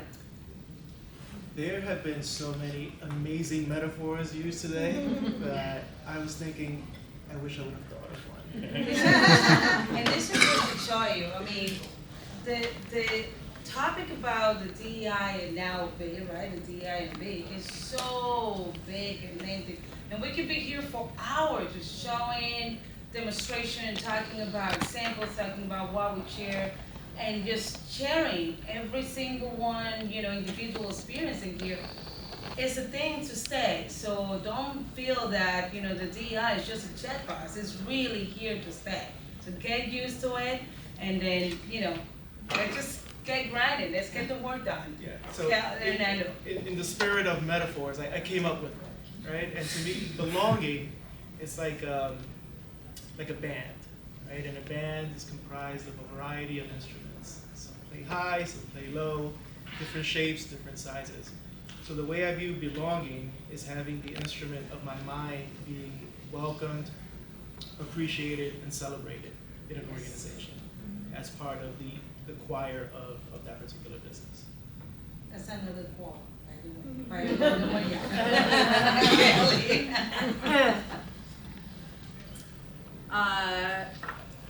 I think it's important to remember that DEIB is not a ladder. It's not like you have D and then you go to E and then you go to I. Like you can have diversity in a room and you can have inclusion where everybody gets asked their ideas, but that doesn't mean like everything's going to be implemented. You know, you could have like equity and inclusion, but like you could be missing out on like another part of it. So when it comes to belonging, it really is about being accepted and being welcomed. And it is like a constant welcoming people every single day. But I think a lot of it, and we're all leaders up here, is like we have internal work to do. You know, when I first started as a woman in sales, I wore low-cut shirts because I knew that I would hold somebody's attention longer that way. And I did. And I'm starting to say it more now. The first time I told the story, my dad was horrified. But, you know, like, and I had an older woman tell me that the higher I got up in the organization, the higher my neckline was going to go up. And I got invited out to lunches from people who never bought anything. You know, and so there's internal work to do as well that we have to take our own responsibility for, the things that are either built in about our biases and the story we're telling ourselves. Because if I'm always saying to myself, for me, I'm the only one in the room, you know, I can go home and be like, for me. Or I can say, I chose to get involved in an organization that has panels like this, and I can go where, and if I sometimes don't feel like I belong here, you know, but that's me, that's on me. And so belonging first needs to, I think, come from us, and then we can help other people to feel included and belong. And a lot of that has to do with some days I'm going to be more of an extrovert, and so I can go and I can notice the people who might be having difficulty feeling belonging. And other days I'm lower energy and let somebody else pick that up. But it's about finding the community and accepting that, and then just keep showing up. You know, like we have to push to belong sometimes, and we have to push other people who are used to belonging to understand that everybody else doesn't always feel as welcome. So it's constantly naming the issue, and some of that has to do with internal work as well, I think. So just real quick, like, you know, Hansen and I talk, one of the things that I do to make sure that, you know, people actually feel that they belong is that, you know, some people goes around and says like, how do you do? You know, like you said before, sometimes they just don't notice that we have the disability that we have. Not that we feel that we have any disability, right? Because we don't. But you know, it's still a physical thing. So someone sees it, someone notices, someone's going to talk about it.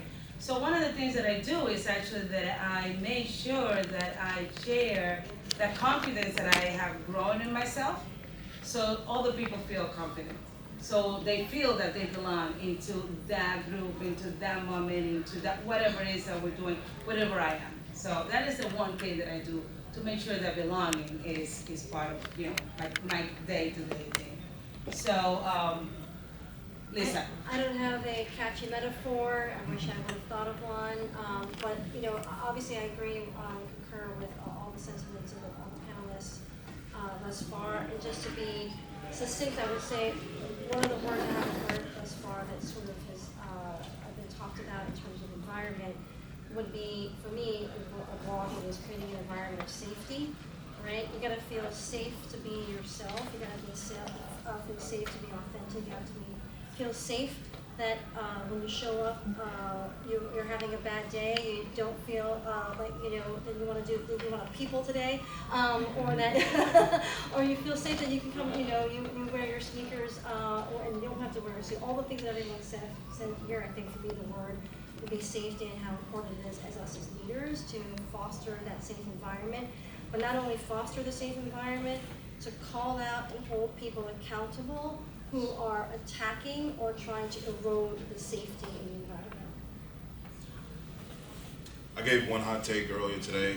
This is going to be my second one. I think diversity is very readily achievable. It's a shared matter of numbers. I think equity is achievable. It's about your processes and what you do there. I think inclusion is achievable because it's the culture that you establish and how you sustain. I think belonging is more fleeting. I think belonging is more dynamic. I think the inconvenient truth is that belonging is something that is extremely personal. All of us walked into this room earlier today. All of us probably felt a different degree of discomfort. As the environment changed, some of us now putting our jackets back on, right? The environment always changes. And the inconvenient truth is not everybody belongs at every organization. And that's okay. That's okay. How many of us have left organizations because at some point we say, I don't belong here? How many of us have left relationships because at some point we say, I'm not getting out of this?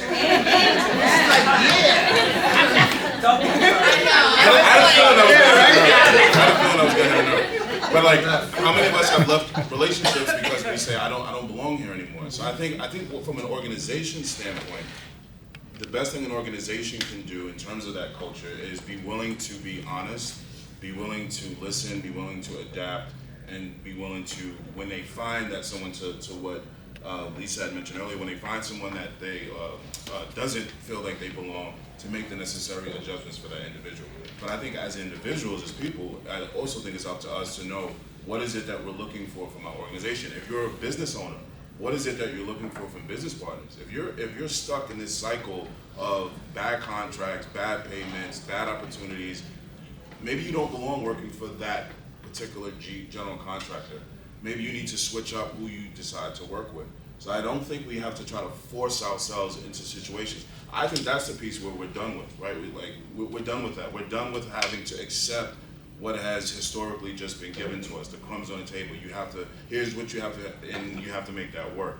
I think we have to take back some of that agency on, I'm gonna be deliberate about where I go, where I bring my business, where I bring my talent, and where I bring my time. And you know what that? So the next event is going to be that question. And we're going to invite everybody that is here today. We're going to spend just on that, because it's true. It's true. So I believe belonging starts with leadership.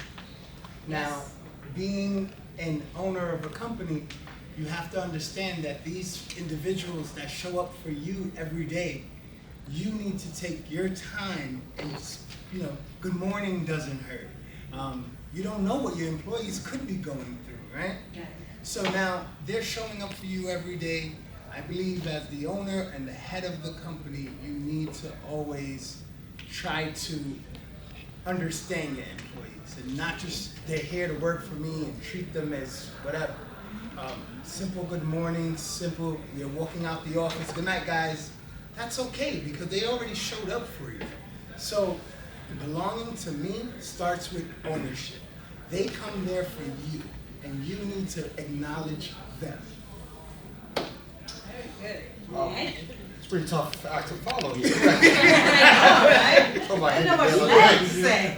All right, man. So I guess I'll hit it from a different perspective. I think belonging to me is everything my wonderful panelists said, but also being able to celebrate each other's differences. When it comes to the different holidays, the different months, the Women's History Month, the African American History Month, we need to celebrate those things. It makes me feel like I belong when I walk in and I smell and I see the order Spanish food. I'm like, wow, this is great. I get to eat some rice and beans. My wife doesn't feed me that at home because this guy's got a salad diet. But to me, that's just some examples of belonging. And I worked with Amaro in the past, and I understand how that comes from leadership. Because when working at Crescent and also working at competition, it comes from the top. It comes from the top, man.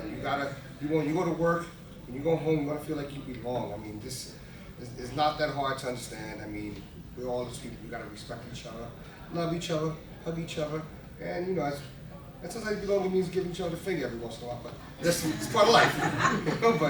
But also waking up in the morning saying I love you and I forgive you. So. Yeah, that's definitely a good one. So, Mike and I actually work together at a competition. Yes. It's not just him and Amaro. Let me clarify that. Okay, so let me get the mic to the audience. Do you guys have any questions for our panelists? We got about 5 minutes, or we can stay here, whatever you want, but we gotta get out of here by 10 o'clock. Hold on a second. Can you stop? I don't need a mic. Okay. I'll stay. Okay. How you doing, guys? Steve Durante with Durante Rentals. First, I have to say is a middle-aged, hetero white guy in the room. The overwhelming majority of us hate catcalling. All right, so thank you for kicking him off the job. We need more of that. So I had a job trailer down here at Hudson Yards when Tudor Perini first took over, and eventually turned into Tishman.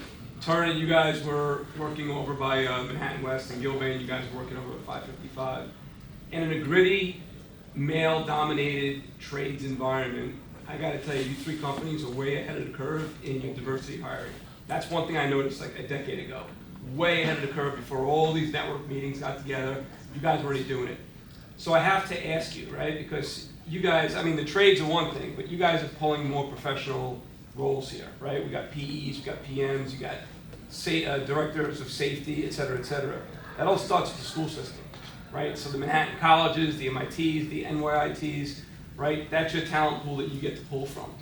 What's the synergy between your companies and these schools to make sure that, you know, you're getting the diversity coming out of the schools to fill the roles that you need to fill for the future? Can I take that one first? Yes, sir. I think the greatest existential threat to our industry is lack of labor. I think it's a huge issue. I don't think children are necessarily lining up to come into our industry, and some of that is on us and how our industry is perceived. So what we've started to do, one of our core pillars of our community and citizenship program is our Future Builders program. So we have a lot of partnerships strategically with K-12 organizations. It could be an actual school, it could be a nonprofit organization. And the whole focus is to try to help to rebrand the construction industry, to try to make it more attractive to, in order to receive that talent. Back when Mayor Adams was then the Brooklyn Borough President, I remember sitting with his office, and at the time he was the Brooklyn Borough President, he had a large contingency of individuals that were first generation born Americans. And if you know people coming from the Caribbean, historically, I'm not bringing my child here to become a plumber. I'm not bringing my child here to become a carpenter, right? So even in the homes, we have to try to help rebrand. Like being in construction doesn't necessarily just mean working with your hands, although there's nothing wrong with that. Very successful people have been able to go. Best welders in the world, by the way. Right, but there's also other avenues that you can get into. So I think that's something that, you know, I know Turner, I know ACOM and Gilbane have their own format, but it's accessing as early as possible to help rebrand this industry. I just want to add about that. Sorry. Question. I'm sorry. I just want to add Real quick, about that question that there's a lot of program right now through the infrastructure bill that is coming with the DOT that is important, and just to put a portion of education to the new generation right now, because they're gonna become the new engineers, the new architectures, the new designers. So now there's a commitment, and they're asking all the community college and all the degrees and also certifications in OSHA and all that. So they're looking just to support, and there's a portion of the role that we have in diversity, not only in the professional aspect, but also in the education. We're looking to support. So real quick before we go, so Lisbeth is actually a member of our organization, big support, everything. So if you want to talk to her afterwards, feel welcome. Shoot us an email, whoever wants to interested in speaking with her about DOT, and everything that she can tell you more about. So, but she's a NAWIC. That's what I'm trying to say. Okay. Yes, go ahead.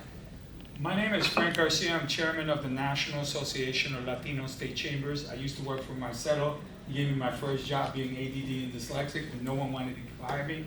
And now I'm head of a national organization. I just want to give a couple of leads for women contractors as important as colleagues. Yes. And two things. It's important. I have a question for Lisa, because I didn't hear her say it. And as someone who supports Lisa, I don't support so much, some of the certification, but Lisa knows that I push for Latinos with certification. That's why tomorrow we will have the first minority certification workshop, Brooklyn College. We are announcing the first contract in the Bronx. Hopefully Crescent will be able to bid on it with Sue Kim, who's the owner of Hot 97. He's the chairman of Bally's Casino. He's made a commitment through the chamber, because I'm leaving the chamber to run the first group purchasing organization to help women in Latin America and the Caribbean with the issue of them coming here because there's no opportunities there. Right. So if we have MBEs from here working with MBEs over there, and I have a commitment of $3 billion from corporate America for those contracts, separate from CBRE, that's an announcement. Right. CBRE has $9 billion worth of contracts. I know there's someone from Texas here who works with CBRE. It burns me that Nadell tells me he can't find contractors that are women in Brazil, in Mexico, here. We have them, it's $9 billion for contracts. So tomorrow we will be talking about that with Lisa, about these contracts at our event. I have a little flyer in the front. It's at Brooklyn College in front of the Bull. And also I want to acknowledge there is a LGBT chamber. I wouldn't be the national chair. Lisa will get on my case for not acknowledging Carmen Hernandez from the LGBT chamber. She's the first and only LGBT real chamber here. She's fighting for LGBTs and fighting for disabled construction. So anybody who wants to be with her, I would acknowledge her and say that she's done an incredible job. Lisa, the question I have for you, and you know I'm going to ask you a question. I want to defend you first. Lisa has done an incredible job. I've worked with a lot of these companies. I know them, Turners. They know me very well. This is the reason why we have Lisa. And Lisa has done an incredible job as helping Hispanics when Hispanics and minorities didn't have a voice. Absolutely. And sometimes people unfairly criticize her. It's not her fault.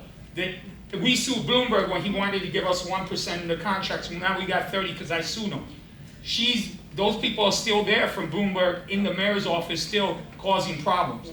So my question to you, Lisa, because I know that you have women MBEs here that don't understand the process.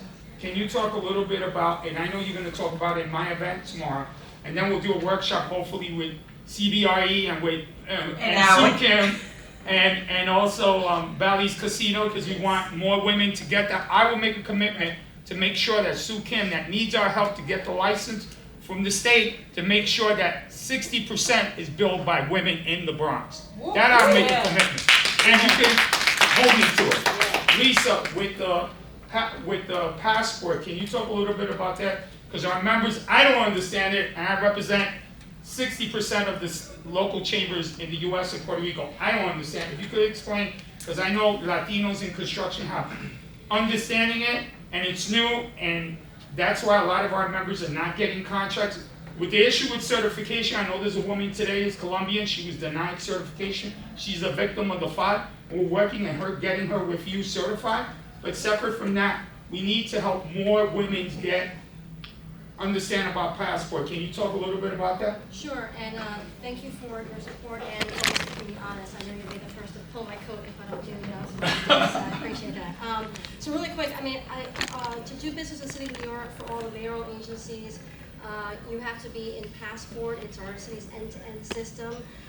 In terms of sort of what we've done under my leadership to try to make it more accessible, as I was saying earlier, technology is only a tool.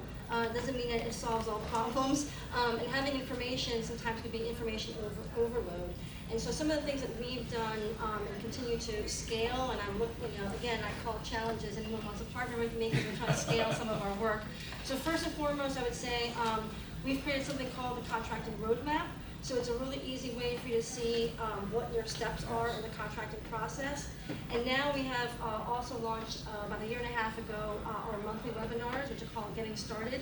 And so it walks through every single part of the process, how to actually get registered in Passport, but then all the way to how do you find opportunities, how do you get paid, how do you submit an invoice, how do you get on a PQL, and it follows all of those videos are recorded, so if you miss it, all you gotta do is go back to our website and see the recording.